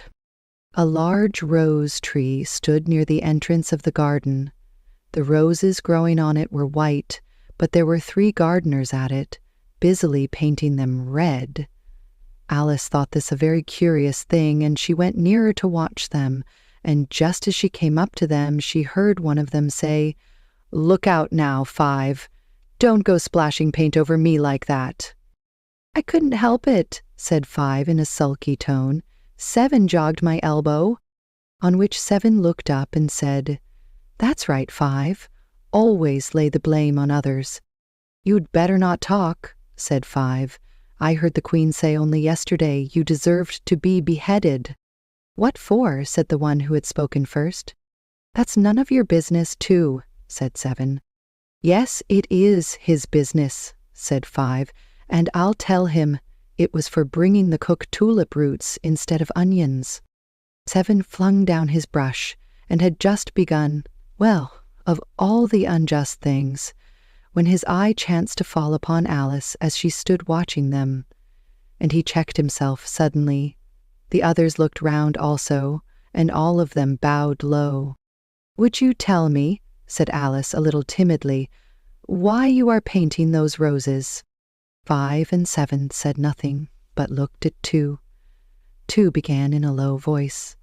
"Why, the fact is, you see, miss, this here ought to have been a red rose tree, and we put a white one in by mistake, and if the Queen was to find it out, we should all have our heads cut off, you know. So, you see, miss, we're doing our best, for she comes to—" At this moment 5, who had been anxiously looking across the garden, called out, "The Queen! The Queen!" and the 3 gardeners instantly threw themselves flat upon their faces. There was a sound of many footsteps, and Alice looked round, eager to see the Queen. First came 10 soldiers carrying clubs. These were all shaped like the 3 gardeners, oblong and flat, with their hands and feet at the corners. Next, the 10 courtiers. These were ornamented all over with diamonds and walked 2 and 2 as the soldiers did. After these came the royal children. There were 10 of them, and the little dears came jumping merrily along, hand in hand, in couples. They were all ornamented with hearts. Next came the guests, mostly kings and queens, and among them Alice recognized the White Rabbit. It was talking in a hurried, nervous manner, smiling at everything that was said, and went by without noticing her. Then followed the Knave of Hearts, carrying the king's crown on a crimson velvet cushion. And last of all this grand procession came the King and Queen of Hearts. Alice was rather doubtful whether she ought not to lie down on her face like the 3 gardeners, but she could not remember ever having heard of such a rule at processions, and besides, what would be the use of a procession, thought she, if people had all to lie down upon their faces so that they couldn't see it? So she stood still where she was and waited. When the procession came opposite to Alice, they all stopped and looked at her, and the Queen said severely, "Who is this?" She said it to the Knave of Hearts, who only bowed and smiled in reply. "Idiot," said the Queen, tossing her head impatiently, and turning to Alice, she went on, "What's your name, child?" "My name is Alice, so please your Majesty," said Alice very politely, but she added to herself, "Why, they're only a pack of cards, after all. I needn't be afraid of them." "And who are these?" said the Queen, pointing to the 3 gardeners who were lying round the rose tree, for, you see, as they were lying on their faces, and the pattern on their backs was the same as the rest of the pack, she could not tell whether they were gardeners or soldiers or courtiers, or 3 of her own children. "How should I know?" said Alice, surprised at her own courage. "It's no business of mine." The Queen turned crimson with fury, and after glaring at her for a moment like a wild beast, screamed, "Off with her head, off!" "Nonsense," said Alice, very loudly and decidedly, and the Queen was silent. The King laid his hand upon her arm and timidly said, "Consider, my dear, she is only a child." The Queen turned angrily away from him and said to the Knave, "Turn them over." The Knave did so, very carefully, with 1 foot. "Get up," said the Queen, in a shrill, loud voice, and the 3 gardeners instantly jumped up and began bowing to the King, the Queen, the royal children and everybody else. "Leave off that," screamed the queen. "You make me giddy." And then, turning to the rose tree, she went on, "What have you been doing here?" "May it please your majesty," said Tu, in a very humble tone, going down on one knee as he spoke. "We were trying—" "I see," said the queen, who had meanwhile been examining the roses. "Off with their heads!" And the procession moved on, 3 of the soldiers remaining behind to execute the unfortunate gardeners, who ran to Alice for protection. "You shan't be beheaded," said Alice, and she put them into a large flower pot that stood near. The 3 soldiers wandered about for a minute or two, looking for them, and then quietly marched off after the others. "Are their heads off?" shouted the queen. "Their heads are gone, if it please your majesty," the soldiers shouted in reply. "That's right," shouted the queen. "Can you play croquet?" The soldiers were silent and looked at Alice, as the question was evidently meant for her. "Yes," shouted Alice. "Come on, then," roared the queen, and Alice joined the procession, wondering very much what would happen next. It's a very fine day," said a timid voice at her side. She was walking by the white rabbit, who was peeping anxiously into her face. "Very," said Alice. "Where's the Duchess?" "Hush, hush," said the rabbit in a low, hurried tone. He looked anxiously over his shoulder as he spoke, and then raised himself upon tiptoe, put his mouth close to her ear, and whispered, "She's under sentence of execution." "What for?" said Alice. "Did you say, 'what a pity'?" the rabbit asked. "No, I didn't," said Alice. "I don't think it's at all a pity. I said, 'what for'?" "She boxed the queen's ears," the rabbit began. Alice gave a little scream of laughter. "Oh, hush!" the rabbit whispered in a frightened tone. "The queen will hear you. You see, she came rather late," and the queen said, "Get to your places," shouted the queen in a voice of thunder, and people began running about in all directions, tumbling up against each other. However, they got settled down in a minute or two, and the game began. Alice thought she had never seen such a curious croquet ground in her life. It was all ridges and furrows. The balls were live hedgehogs, the mallets live flamingos, and the soldiers had to double themselves up and to stand on their hands and feet to make the arches. The chief difficulty Alice found at first was in managing her flamingo. She succeeded in getting its body tucked away, comfortably enough, under her arm, with its legs hanging down. But generally, just as she had got its neck nicely straightened out and was going to give the hedgehog a blow with its head, it would twist itself round and look up in her face with such a puzzled expression that she could not help bursting out laughing. And when she had got its head down and was going to begin again, it was very provoking to find that the hedgehog had unrolled itself and was in the act of crawling away. Besides all this, there was generally a ridge or furrow in the way wherever she wanted to send the hedgehog to, and, as the doubled-up soldiers were always getting up and walking off to other parts of the ground, Alice soon came to the conclusion that it was a very difficult game indeed. The players all played at once without waiting for turns, quarreling all the while, and fighting for the hedgehogs. And in a very short time the queen was in a furious passion, and went stamping about and shouting, "Off with his head!" or "Off with her head!" about once in a minute. Alice began to feel very uneasy. To be sure, she had not as yet had any dispute with the queen, but she knew that it might happen any minute, and then, thought she, what would become of me? They're dreadfully fond of beheading people here. The great wonder is that there's anyone left alive. She was looking about for some way of escape, and wondering whether she could get away without being seen, when she noticed a curious appearance in the air. It puzzled her very much at first, but, after watching it a minute or two, she made it out to be a grin, and she said to herself, "It's the Cheshire Cat. Now I shall have somebody to talk to." "How are you getting on?" said the cat as soon as there was mouth enough for it to speak with. Alice waited till the eyes appeared, and then nodded. "It's no use speaking to it," she thought, "till its ears have come, or at least one of them." In another minute the whole head appeared, and then Alice put down her flamingo and began an account of the game, feeling very glad she had someone to listen to her. The cat seemed to think that there was enough of it now in sight, and no more of it appeared.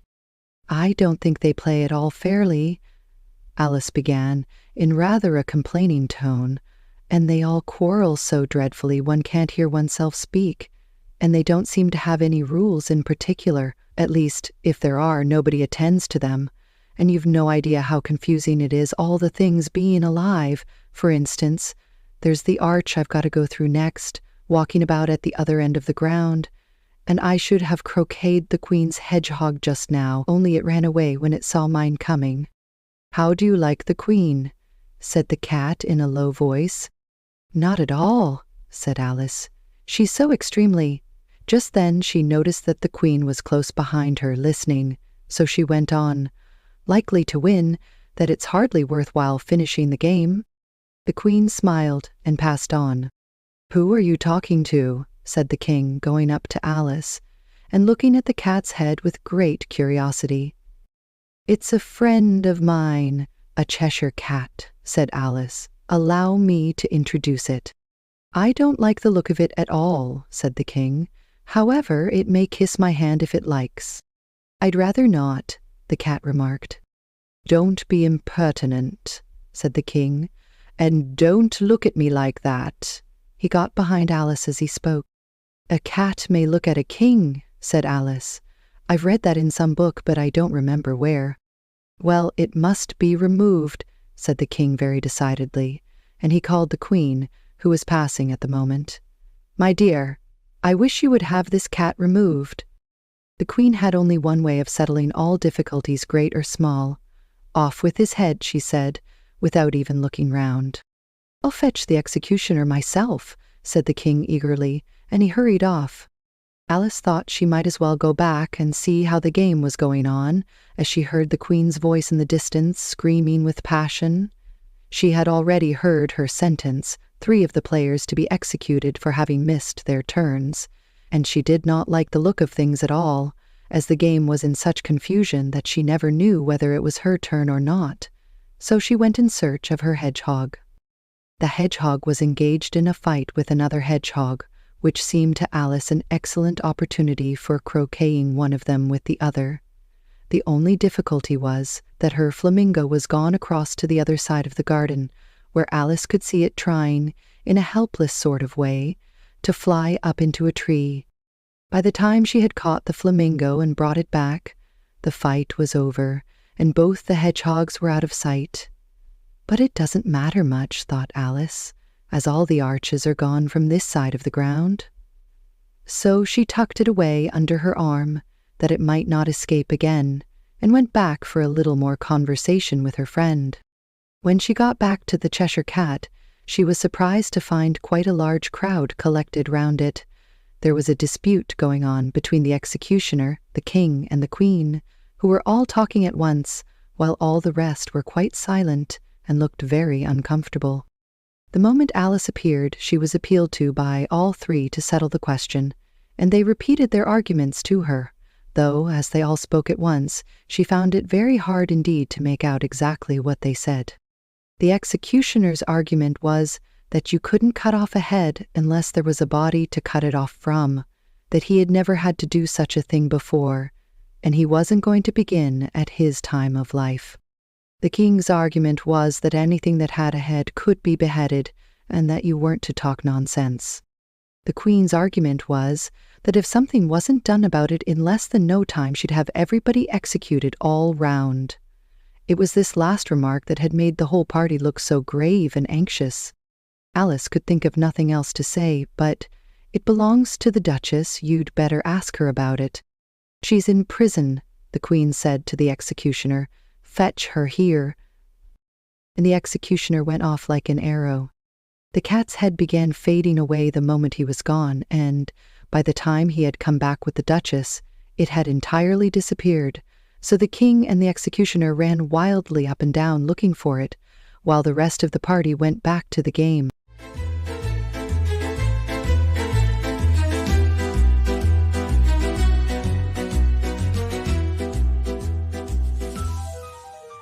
Chapter 9. The Mock Turtle's Story. "You can't think how glad I am to see you again, you dear old thing," said the Duchess, as she tucked her arm affectionately into Alice's, and they walked off together. Alice was very glad to find her in such a pleasant temper, and thought to herself that perhaps it was only the pepper that had made her so savage when they met in the kitchen. "When I'm a duchess," she said to herself, not in a very hopeful tone, though, "I won't have any pepper in my kitchen at all. Soup does very well without. Maybe it's always pepper that makes people hot-tempered," she went on, very much pleased at having found out a new kind of rule, "and vinegar that makes them sour, and chamomile that makes them bitter, and barley sugar and such things that make children sweet-tempered. I only wish people knew that, then they wouldn't be so stingy about it, you know." She had quite forgotten the Duchess by this time, and was a little startled when she heard her voice close to her ear. "You're thinking about something, my dear, and that makes you forget to talk.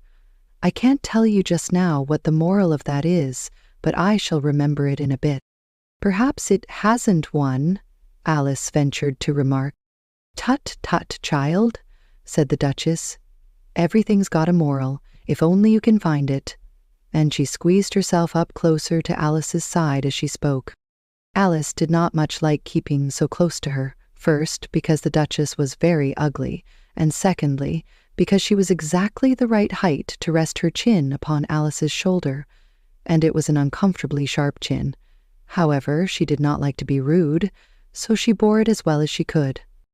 "The game's going on rather better now," she said, by way of keeping up the conversation a little. "'Tis so," said the Duchess, "and the moral of that is, 'Oh, 'tis love that makes the world go round.'" "Somebody said," Alice whispered, "that it's done by everybody minding their own business." "Oh, well, it means much the same thing," said the Duchess, digging her sharp little chin into Alice's shoulder as she added, "and the moral of that is, take care of the scents, and the sounds will take care of themselves." "How fond she is of finding morals in things," Alice thought to herself. "I dare say you're wondering why I don't put my arm round your waist," the Duchess said after a pause. "The reason is that I'm doubtful about the temper of your flamingo. Shall I try the experiment?" "He might bite," Alice cautiously replied, not feeling at all anxious to have the experiment tried. "Very true," said the Duchess. "Flamingos and mustard both bite, and the moral of that is, birds of a feather flock together." "Only mustard isn't a bird," Alice remarked. "Right, as usual," said the Duchess. "What a clear way you have of putting things." "It's a mineral, I think," said Alice. "Of course it is," said the Duchess, who seemed ready to agree to everything that Alice said. "There's a large mustard mine near here, and the moral of that is, the more there is of mine, the less there is of yours." "Oh, I know," exclaimed Alice, who had not attended to this last remark. "It's a vegetable. It doesn't look like one, but it is." "I quite agree with you," said the Duchess. "And the moral of that is, be what you would seem to be. Or if you'd like it put more simply, never imagine yourself not to be otherwise than what it might appear to others, that what you were, or might have been, was not otherwise than what you had been would have appeared to them to be otherwise." "I think I should understand that better," Alice said very politely, "if I had it written down, but I can't quite follow it as you say it." "That's nothing to what I could say if I chose," the Duchess replied in a pleased tone. "Pray don't trouble yourself to say it any longer than that," said Alice. "Oh, don't talk about trouble," said the Duchess. "I make you a present of everything I've said as yet."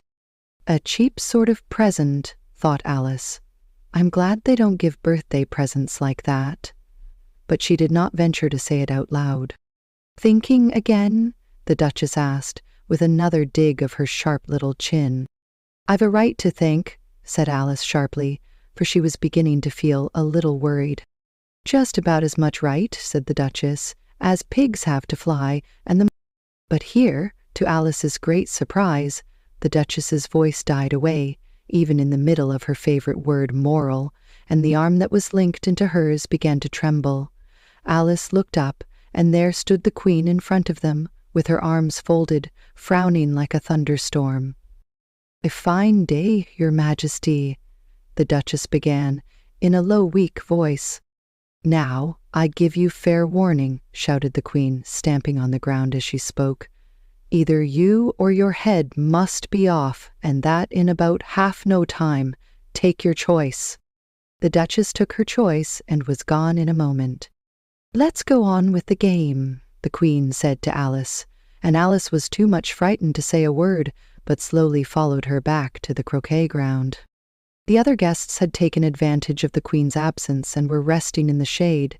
However, the moment they saw her, they hurried back to the game, the queen merely remarking that a moment's delay would cost them their lives. All the time they were playing, the queen never left off quarreling with the other players and shouting, "Off with his head," or "Off with her head." Those whom she sentenced were taken into custody by the soldiers, who of course had to leave off being arches to do this, so that by the end of half an hour or so, there were no arches left, and all the players except the king, the queen, and Alice were in custody and under sentence of execution. Then the queen left off, quite out of breath, and said to Alice, "Have you seen the mock turtle yet?" "No," said Alice, "I don't even know what a mock turtle is." "It's the thing mock turtle soup is made from," said the queen. "I never saw one or heard of one," said Alice. "Come on then," said the queen, "and he shall tell you his history." As they walked off together, Alice heard the king say in a low voice to the company generally, "You are all pardoned." "Come, that's a good thing," she said to herself, for she had felt quite unhappy at the number of executions the queen had ordered. They very soon came upon a griffin lying fast asleep in the sun. If you don't know what a griffin is, look at the picture. "Up, lazy thing," said the queen, "and take this young lady to see the mock turtle and to hear his history. I must go back and see after some executions I have ordered." And she walked off, leaving Alice alone with the griffin. Alice did not quite like the look of the creature, but on the whole she thought it would be quite as safe to stay with it as to go after that savage queen. So she waited. The griffin sat up and rubbed its eyes. Then it watched the queen till she was out of sight. Then it chuckled. "What fun!" said the griffin, half to itself, half to Alice. "What is the fun?" said Alice. "Why, she," said the griffin. "It's all her fancy, that. They never executes nobody, you know. Come on." "Everybody says 'come on' here," thought Alice, as she went slowly after it. "I never was so ordered about in all my life, never."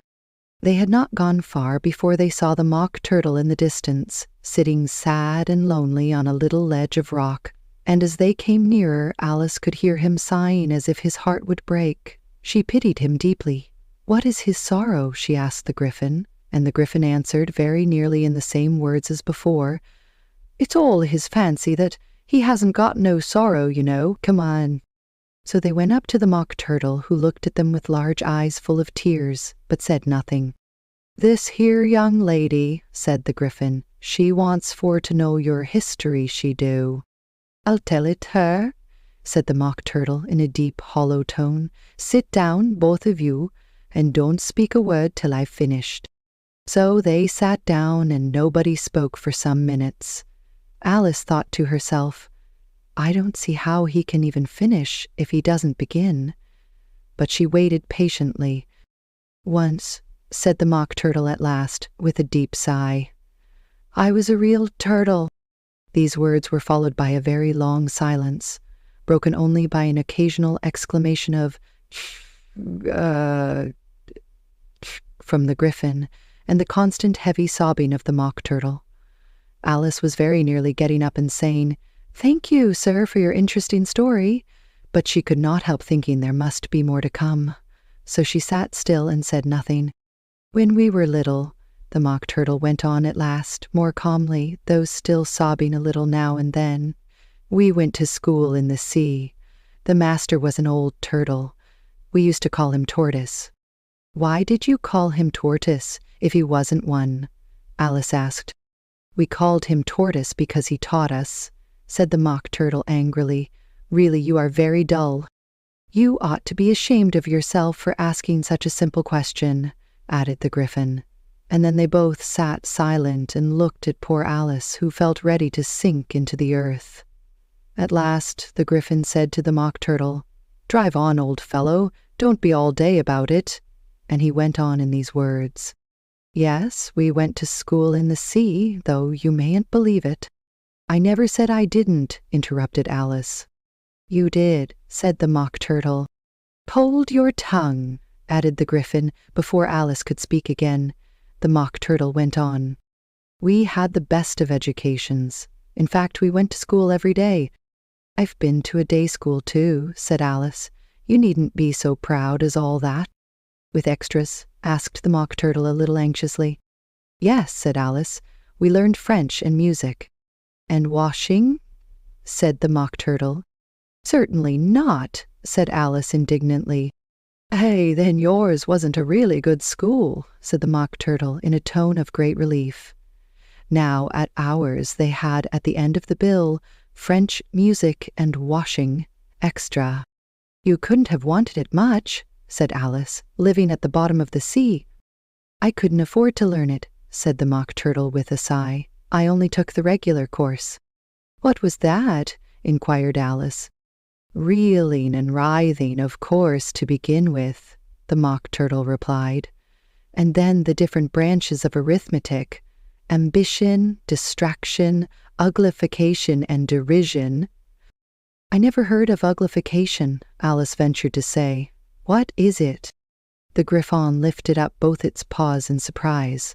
"What? Never heard of uglifying?" it exclaimed.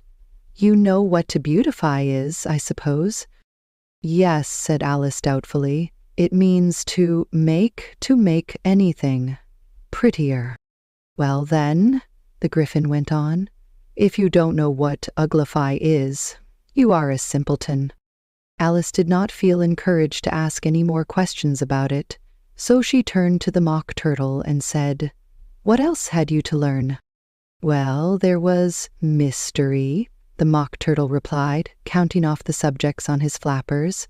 "Mystery, ancient and modern, with seaography. Then drawling. The drawling master was an old congareel that used to come once a week. He taught us drawling, stretching, and fainting in coils." "What was that like?" said Alice. "Well, I can't show it you myself," the Mock Turtle said. "I'm too stiff, and the Gryphon never learnt it." "Hadn't time," said the Gryphon. "I went to the classics master, though. He was an old crab, he was." "I never went to him," the Mock Turtle said with a sigh. "He taught laughing and grief, they used to say." So he did," said the Gryphon, sighing in his turn, and both creatures hid their faces in their paws. "And how many hours a day did you do lessons?" said Alice, in a hurry to change the subject. 10 hours the first day," said the Mock Turtle, 9 the next, and so on. "What a curious plan!" exclaimed Alice. "That's the reason they're called lessons," the Gryphon remarked, "because they lessen from day to day." This was quite a new idea to Alice, and she thought it over a little before she made her next remark. "Then the 11th day must have been a holiday." "Of course it was," said the Mock Turtle. "And how did you manage on the 12th?" Alice went on eagerly. "That's enough about lessons," the Gryphon interrupted in a very decided tone. "Tell her something about the games now."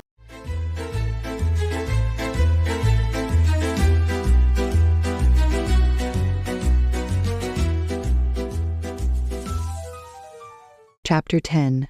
The Lobster Quadrille. The Mock Turtle sighed deeply and drew the back of one flapper across his eyes. He looked at Alice and tried to speak, but for a minute or two sobs choked his voice. "Same as if he had a bone in his throat," said the Gryphon, and it set to work shaking him and punching him in the back. At last the Mock Turtle recovered his voice, and with tears running down his cheeks, he went on again. "You may not have lived much under the sea." "I haven't," said Alice, And perhaps you were never even introduced to a lobster. Alice began to say, I once tasted, but checked herself hastily and said, No, never. So you can have no idea what a delightful thing a lobster quadrille is. No, indeed, said Alice. What sort of a dance is it? Why, said the Gryphon, you first form into a line along the seashore. 2 lines, cried the Mock Turtle.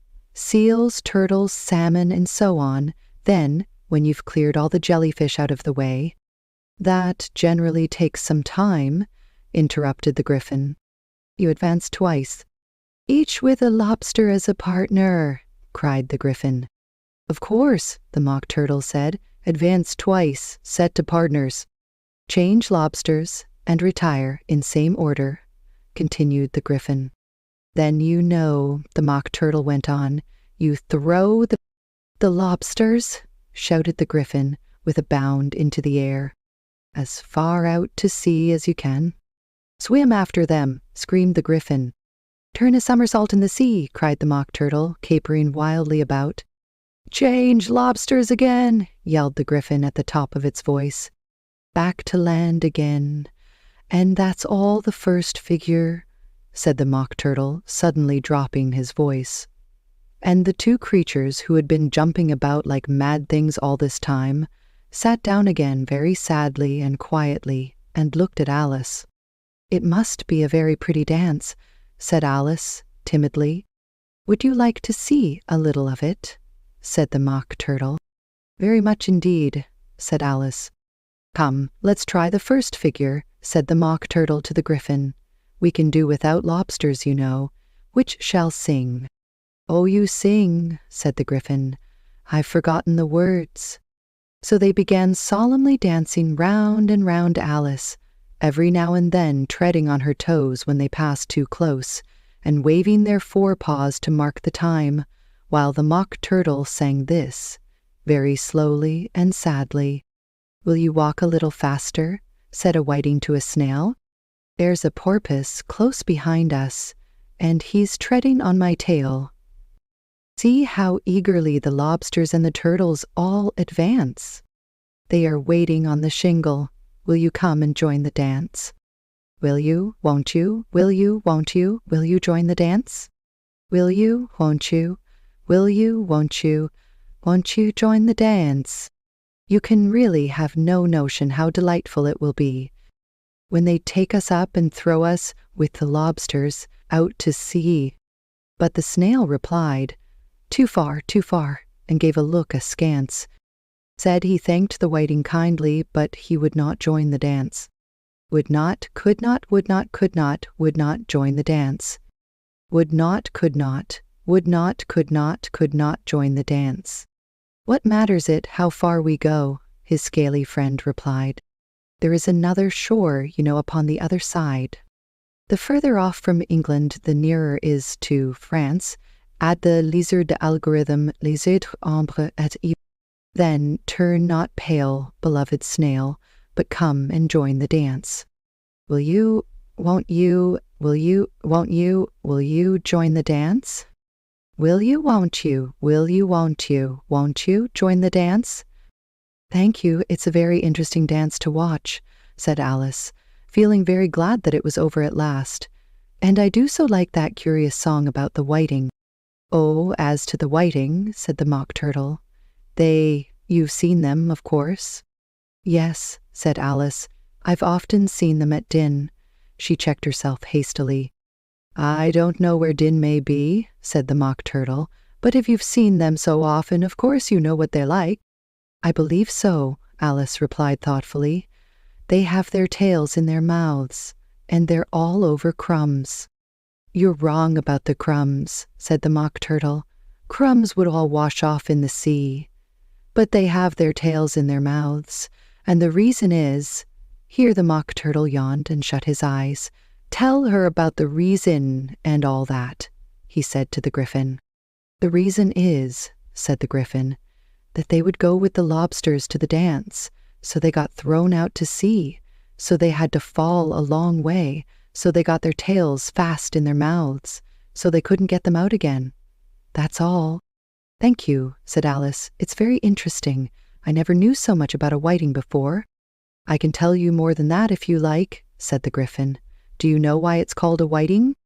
"I never thought about it," said Alice. "Why?"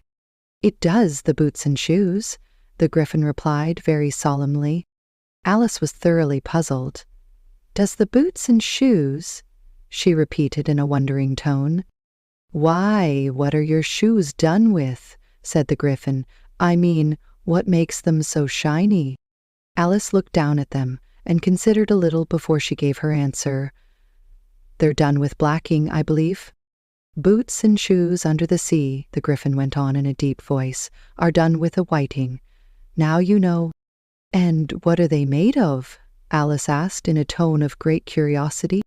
"Soles and eels, of course," the Gryphon replied rather impatiently. "Any shrimp could have told you that." "If I'd been the whiting," said Alice, whose thoughts were still running on the song, "I'd have said to the porpoise, 'Keep back, please. We don't want you with us.'" They were obliged to have him with them. The Mock Turtle said, "No wise fish would go anywhere without a porpoise." "Wouldn't it, really?" said Alice in a tone of great surprise. "Of course not," said the Mock Turtle. "Why, if a fish came to me and told me he was going a journey, I should say, 'With what porpoise?'" "Don't you mean purpose?" said Alice. "I mean what I say," the Mock Turtle replied in an offended tone, and the Gryphon added, "Come, let's hear some of your adventures." "I could tell you my adventures, beginning from this morning," said Alice a little timidly, "but it's no use going back to yesterday, because I was a different person then."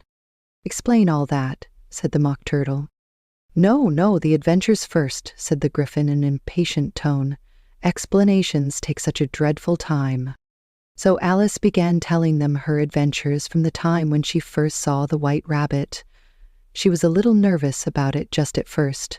The two creatures got so close to her, one on each side, and opened their eyes and mouths so very wide. But she gained courage as she went on. Her listeners were perfectly quiet till she got to the part about her repeating, "You are old, Father William," to the caterpillar, and the words all coming different. And then the Mock Turtle drew a long breath and said, "That's very curious." "It's all about as curious as it can be," said the Gryphon. "It all came different," the Mock Turtle repeated thoughtfully. "I should like to hear her try and repeat something now. Tell her to begin." He looked at the Gryphon as if he thought it had some kind of authority over Alice. "Stand up and repeat, 'Tis the voice of the sluggard,'" said the Gryphon. "How the creatures order one about and make one repeat lessons," thought Alice. "I might as well be at school at once."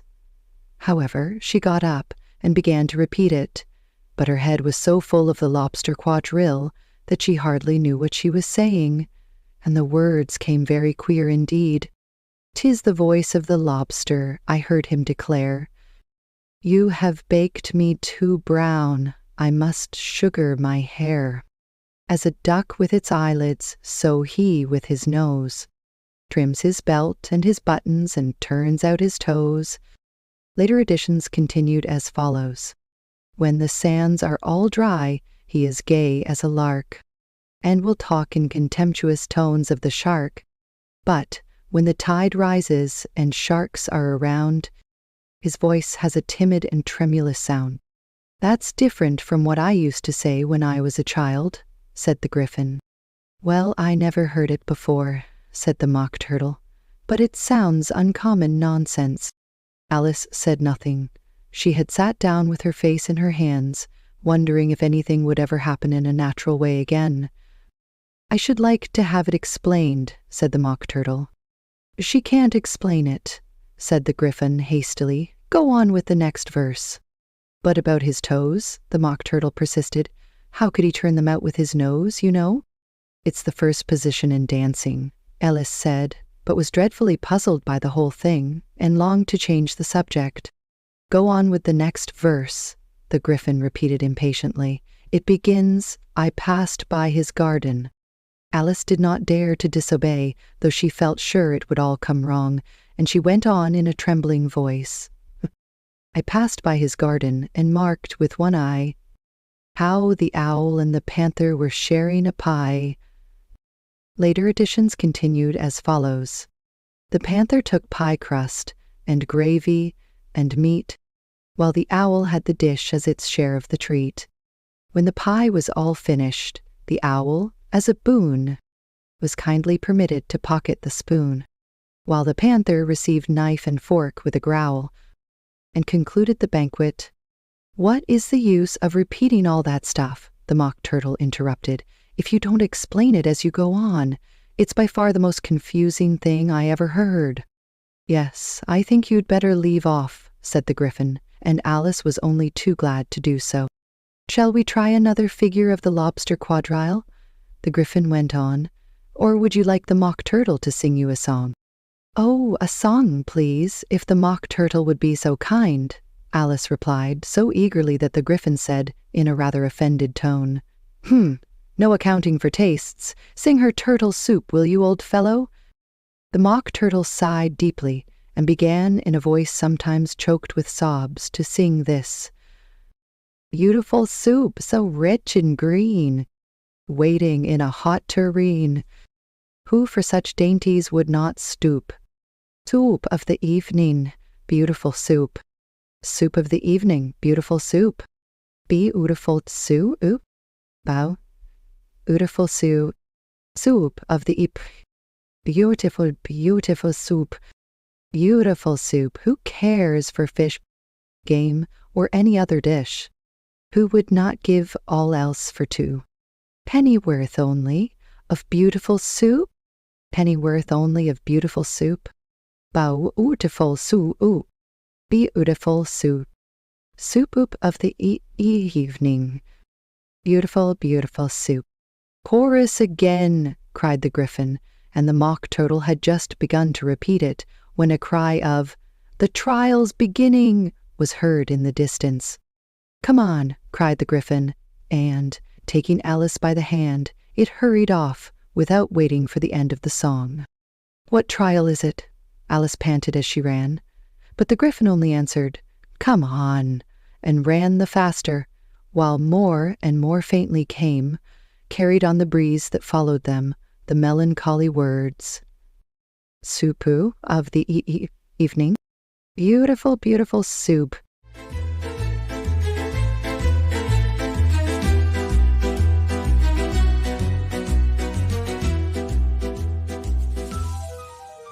Chapter 11. Who Stole the Tarts? The King and Queen of Hearts were seated on their throne when they arrived, with a great crowd assembled about them, all sorts of little birds and beasts, as well as the whole pack of cards. The knave was standing before them in chains, with a soldier on each side to guard him, and near the king was the White Rabbit, with a trumpet in one hand and a scroll of parchment in the other. In the very middle of the court was a table, with a large dish of tarts upon it. They looked so good that it made Alice quite hungry to look at them. "I wish they'd get the trial done," she thought, and hand round the refreshments. But there seemed to be no chance of this, so she began looking at everything about her to pass away the time. Alice had never been in a court of justice before, but she had read about them in books, and she was quite pleased to find that she knew the name of nearly everything there. "That's the judge," she said to herself, because of his great wig. The judge, by the way, was the king, and as he wore his crown over the wig, look at the frontispiece if you want to see how he did it, he did not look at all comfortable, and it was certainly not becoming. "And that's the jury box," thought Alice, "and those 12 creatures," she was obliged to say creatures, you see, because some of them were animals and some were birds. "I suppose they are the jurors." She said this last word 2 or 3 times over to herself, being rather proud of it, for she thought, and rightly too, that very few little girls of her age knew the meaning of it at all. However, jurymen would have done just as well. The 12 jurors were all writing very busily on slates. "What are they doing?" Alice whispered to the Gryphon. "They can't have anything to put down yet, before the trial's begun." "They're putting down their names," the Gryphon whispered in reply, for fear they should forget them before the end of the trial. "Stupid things," Alice began in a loud, indignant voice, but she stopped hastily, for the White Rabbit cried out, "Silence in the court!" and the king put on his spectacles and looked anxiously round to make out who was talking. Alice could see, as well as if she were looking over their shoulders, that all the jurors were writing down stupid things on their slates, and she could even make out that one of them didn't know how to spell stupid and that he had to ask his neighbor to tell him. "A nice muddle their slates'll be in before the trial's over," thought Alice. One of the jurors had a pencil that squeaked. This, of course, Alice could not stand, and she went round the court and got behind him, and very soon found an opportunity of taking it away. She did it so quickly that the poor little juror, it was Bill, the lizard, could not make out at all what had become of it. So after hunting all about for it, he was obliged to write with one finger for the rest of the day. And this was of very little use, as it left no mark on the slate. "Herald, read the accusation," said the king. On this the White Rabbit blew 3 blasts on the trumpet, and then unrolled the parchment scroll and read as follows. "The Queen of Hearts, she made some tarts, all on a summer day. The Knave of Hearts, he stole those tarts, and took them quite away. Consider your verdict," the king said to the jury. "Not yet, not yet," the rabbit hastily interrupted. "There's a great deal to come before that." "Call the first witness," said the king, and the White Rabbit blew 3 blasts on the trumpet and called out, "First witness." The first witness was the Hatter. He came in with a teacup in one hand and a piece of bread and butter in the other. "I beg pardon, Your Majesty," he began, "for bringing these in, but I hadn't quite finished my tea when I was sent for." "You ought to have finished," said the king. "When did you begin?" The Hatter looked at the March Hare, who had followed him into the court, arm in arm with the Dormouse. 14th of March, I think it was," he said. 15th, said the March Hare. 16th, added the Dormouse. "Write that down," the king said to the jury, and the jury eagerly wrote down all 3 dates on their slates, and then added them up, and reduced the answer to shillings and pence.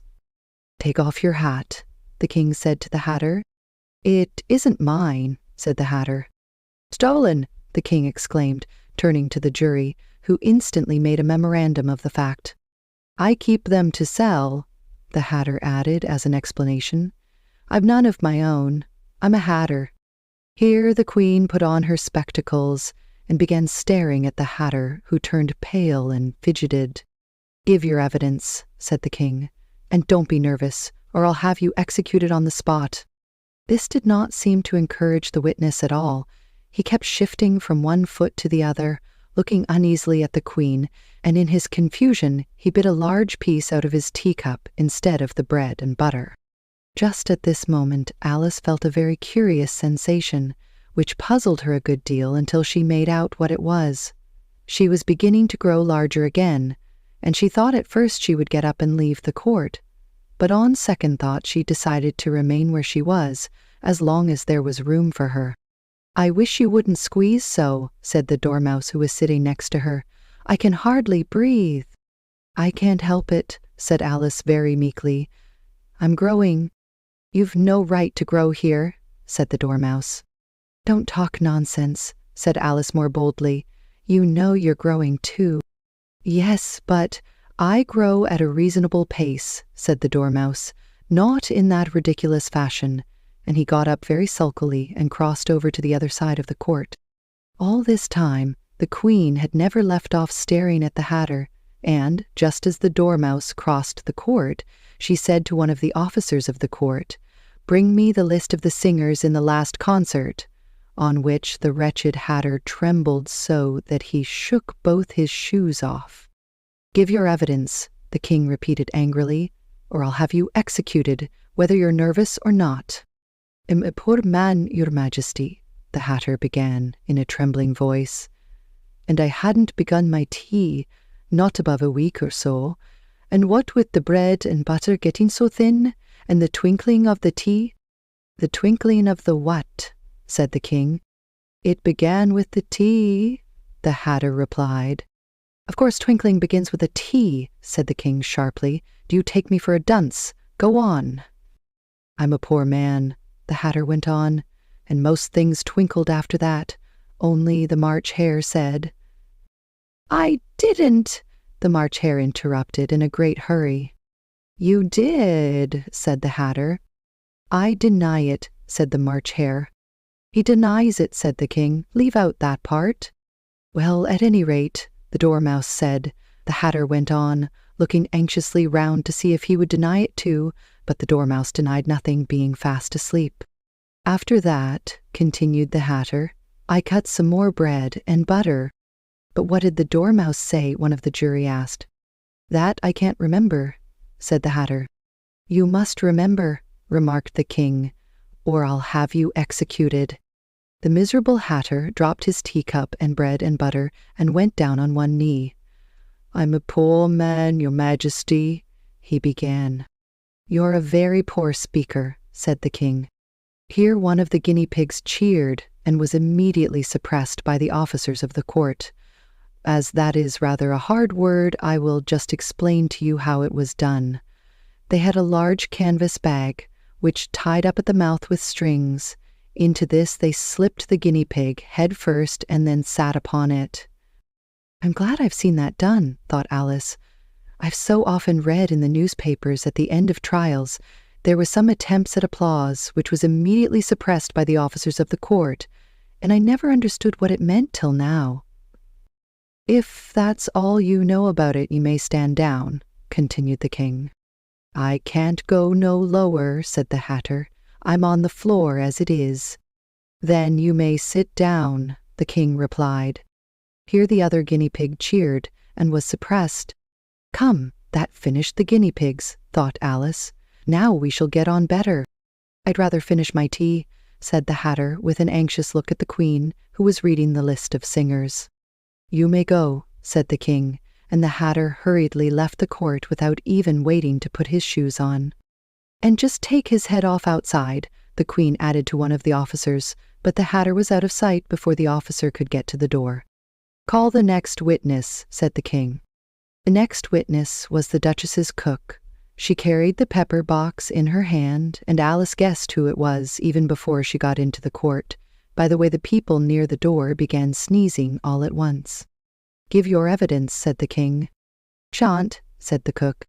The king looked anxiously at the White Rabbit, who said in a low voice, Your Majesty must cross-examine this witness. Well, if I must, I must, the king said with a melancholy air, and after folding his arms and frowning at the cook till his eyes were nearly out of sight, he said in a deep voice, What are tarts made of? Pepper, mostly, said the cook. Treacle, said a sleepy voice behind her. Collar that dormouse, the Queen shrieked out. Behead that dormouse, turn that dormouse out of court, suppress him, pinch him, off with his whiskers. For some minutes the whole court was in confusion, getting the dormouse turned out, and by the time they had settled down again, the cook had disappeared. Never mind, said the king with an air of great relief. Call the next witness. And he added in an undertone to the Queen, Really, my dear, you must cross-examine the next witness. It quite makes my forehead ache. Alice watched the White Rabbit as he fumbled over the list, feeling very curious to see what the next witness would be like, for they haven't got much evidence yet, she said to herself. Imagine her surprise when the White Rabbit read out at the top of his shrill little voice the name Alice.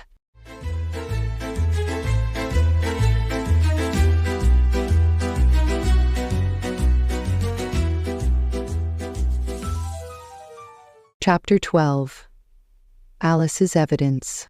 Here, cried Alice, quite forgetting in the flurry of the moment how large she had grown in the last few minutes, and she jumped up in such a hurry that she tipped over the jury box with the edge of her skirt, upsetting all the jurymen onto the heads of the crowd below, and there they lay sprawling about, reminding her very much of a globe of goldfish she had accidentally upset the week before. Oh, I beg your pardon, she exclaimed in a tone of great dismay, and began picking them up again as quickly as she could, for the accident of the goldfish kept running in her head, and she had a vague sort of idea that they must be collected at once and put back into the jury box, or they would die. "The trial cannot proceed," said the king in a very grave voice, "until all the jurymen are back in their proper places. All," he repeated with great emphasis, looking hard at Alice as he said, "do." Alice looked at the jury box and saw that, in her haste, she had put the lizard in head downwards, and the poor little thing was waving its tail about in a melancholy way, being quite unable to move. She soon got it out again and put it right. "Not that it signifies much," she said to herself. "I should think it would be quite as much use in the trial one way up as the other." As soon as the jury had a little recovered from the shock of being upset, and their slates and pencils had been found and handed back to them, they set to work very diligently to write out a history of the accident. All except the lizard, who seemed too much overcome to do anything but sit with its mouth open, gazing up into the roof of the court. "What do you know about this business?" the king said to Alice. "Nothing," said Alice. "Nothing whatever," persisted the king. "Nothing whatever," said Alice. "That's very important," the king said, turning to the jury. They were just beginning to write this down on their slates when the White Rabbit interrupted. "Unimportant, Your Majesty, means, of course," he said in a very respectful tone, but frowning and making faces at him as he spoke. "Unimportant, of course, I meant," the king hastily said, and went on to himself in an undertone. "Important, unimportant, unimportant," as if he were trying which word sounded best. Some of the jury wrote it down, important, and some, unimportant. Alice could see this, as she was near enough to look over their slates. "But it doesn't matter a bit," she thought to herself.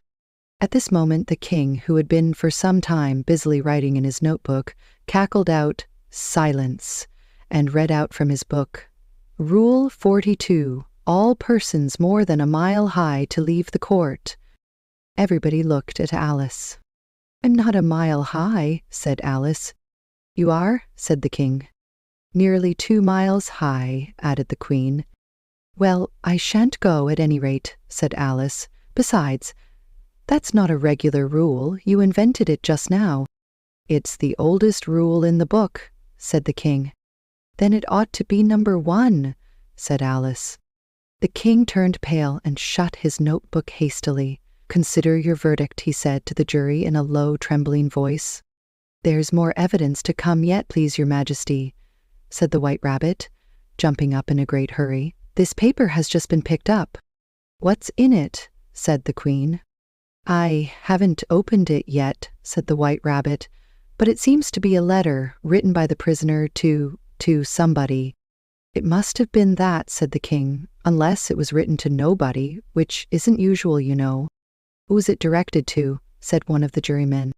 "It isn't directed at all," said the White Rabbit. "In fact, there's nothing written on the outside." He unfolded the paper as he spoke and added, "It isn't a letter after all. It's a set of verses." "Are they in the prisoner's handwriting?" asked another of the jurymen. "No, they're not," said the White Rabbit, "and that's the queerest thing about it." The jury all looked puzzled. "He must have imitated somebody else's hand," said the king. The jury all brightened up again. "Please, your majesty," said the knave, "I didn't write it, and they can't prove I did. There's no name signed at the end." "If you didn't sign it," said the king, "that only makes the matter worse. You must have meant some mischief, or else you'd have signed your name like an honest man." There was a general clapping of hands at this. It was the first really clever thing the king had said that day. "That proves his guilt," said the queen. "It proves nothing of the sort," said Alice. "Why, you don't even know what they're about." "Read them," said the king. The White Rabbit put on his spectacles. "Where shall I begin, please your majesty?" he asked. "Begin at the beginning," the king said gravely, "and go on till you come to the end. Then stop." These were the verses the White Rabbit read. "They told me you had been to her." and mentioned me to him. She gave me a good character, but said I could not swim. He sent them word I had not gone. We know it to be true. If she should push the matter on, what would become of you? I gave her 1, they gave him 2. You gave us 3 or more. They all returned from him to you, though they were mine before. If I or she should chance to be involved in this affair, he trusts to you to set them free, exactly as we were.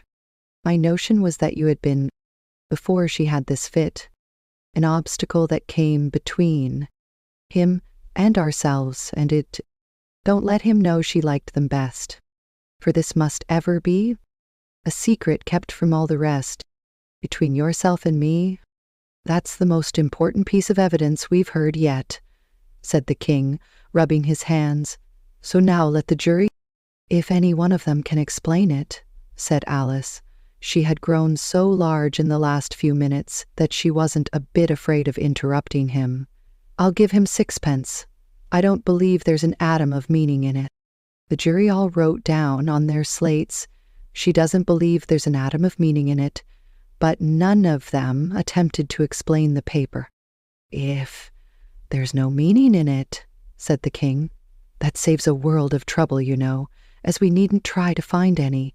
And yet I don't know, he went on, spreading out the verses on his knee and looking at them with one eye.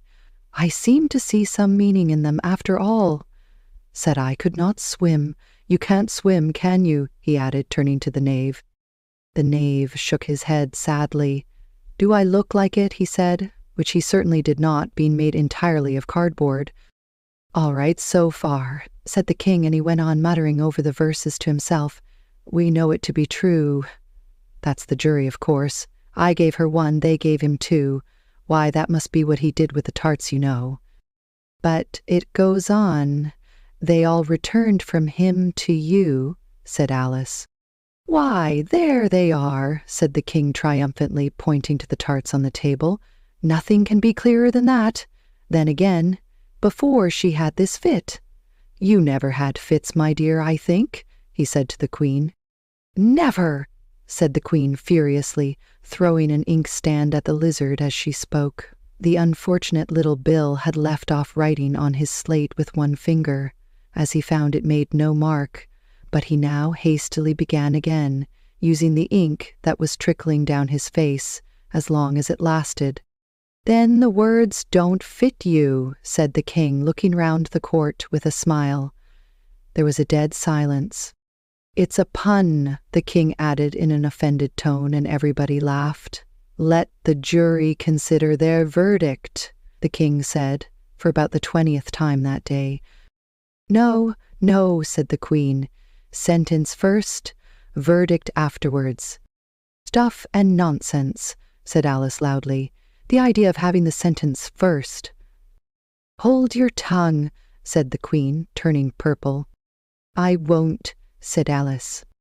Off with her head, the queen shouted at the top of her voice. Nobody moved. Who cares for you, said Alice. She had grown to her full size by this time. You're nothing but a pack of cards.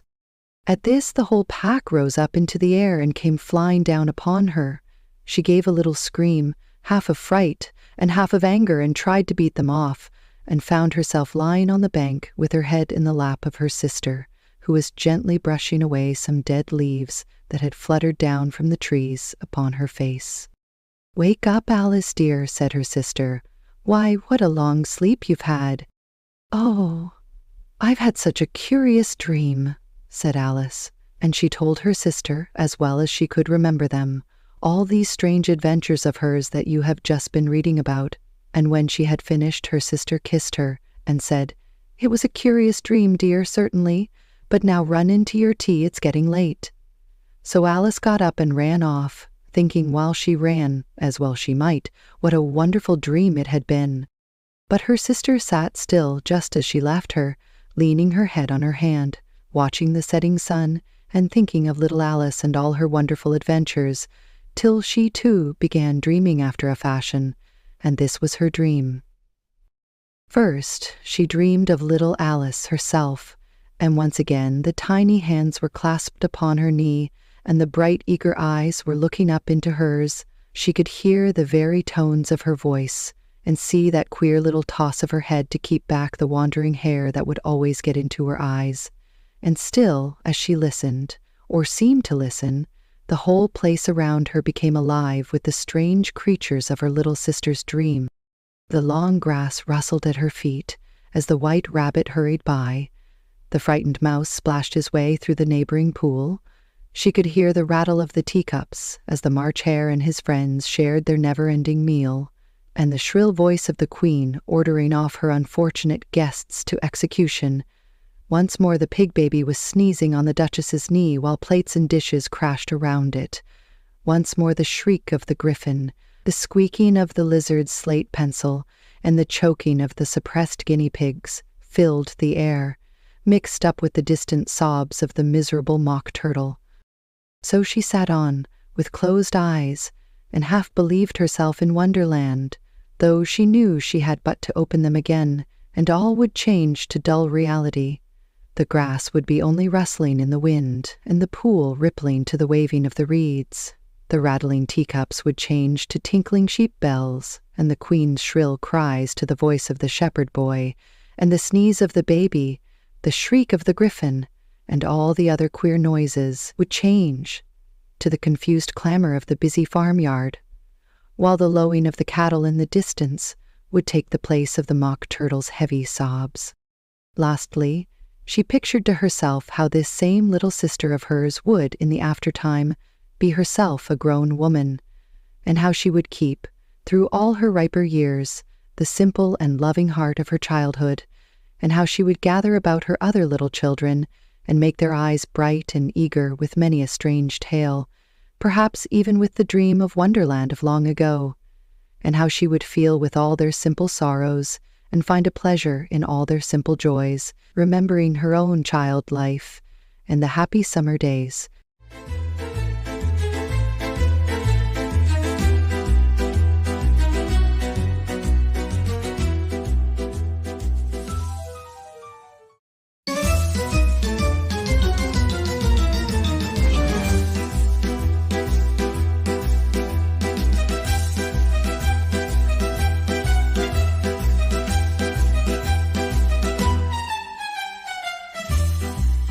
End of audiobook Alice's Adventures in Wonderland, a children's novel by Lewis Carroll. Narrator Abigail Weir. The audiobook was published by Vectura in 2025.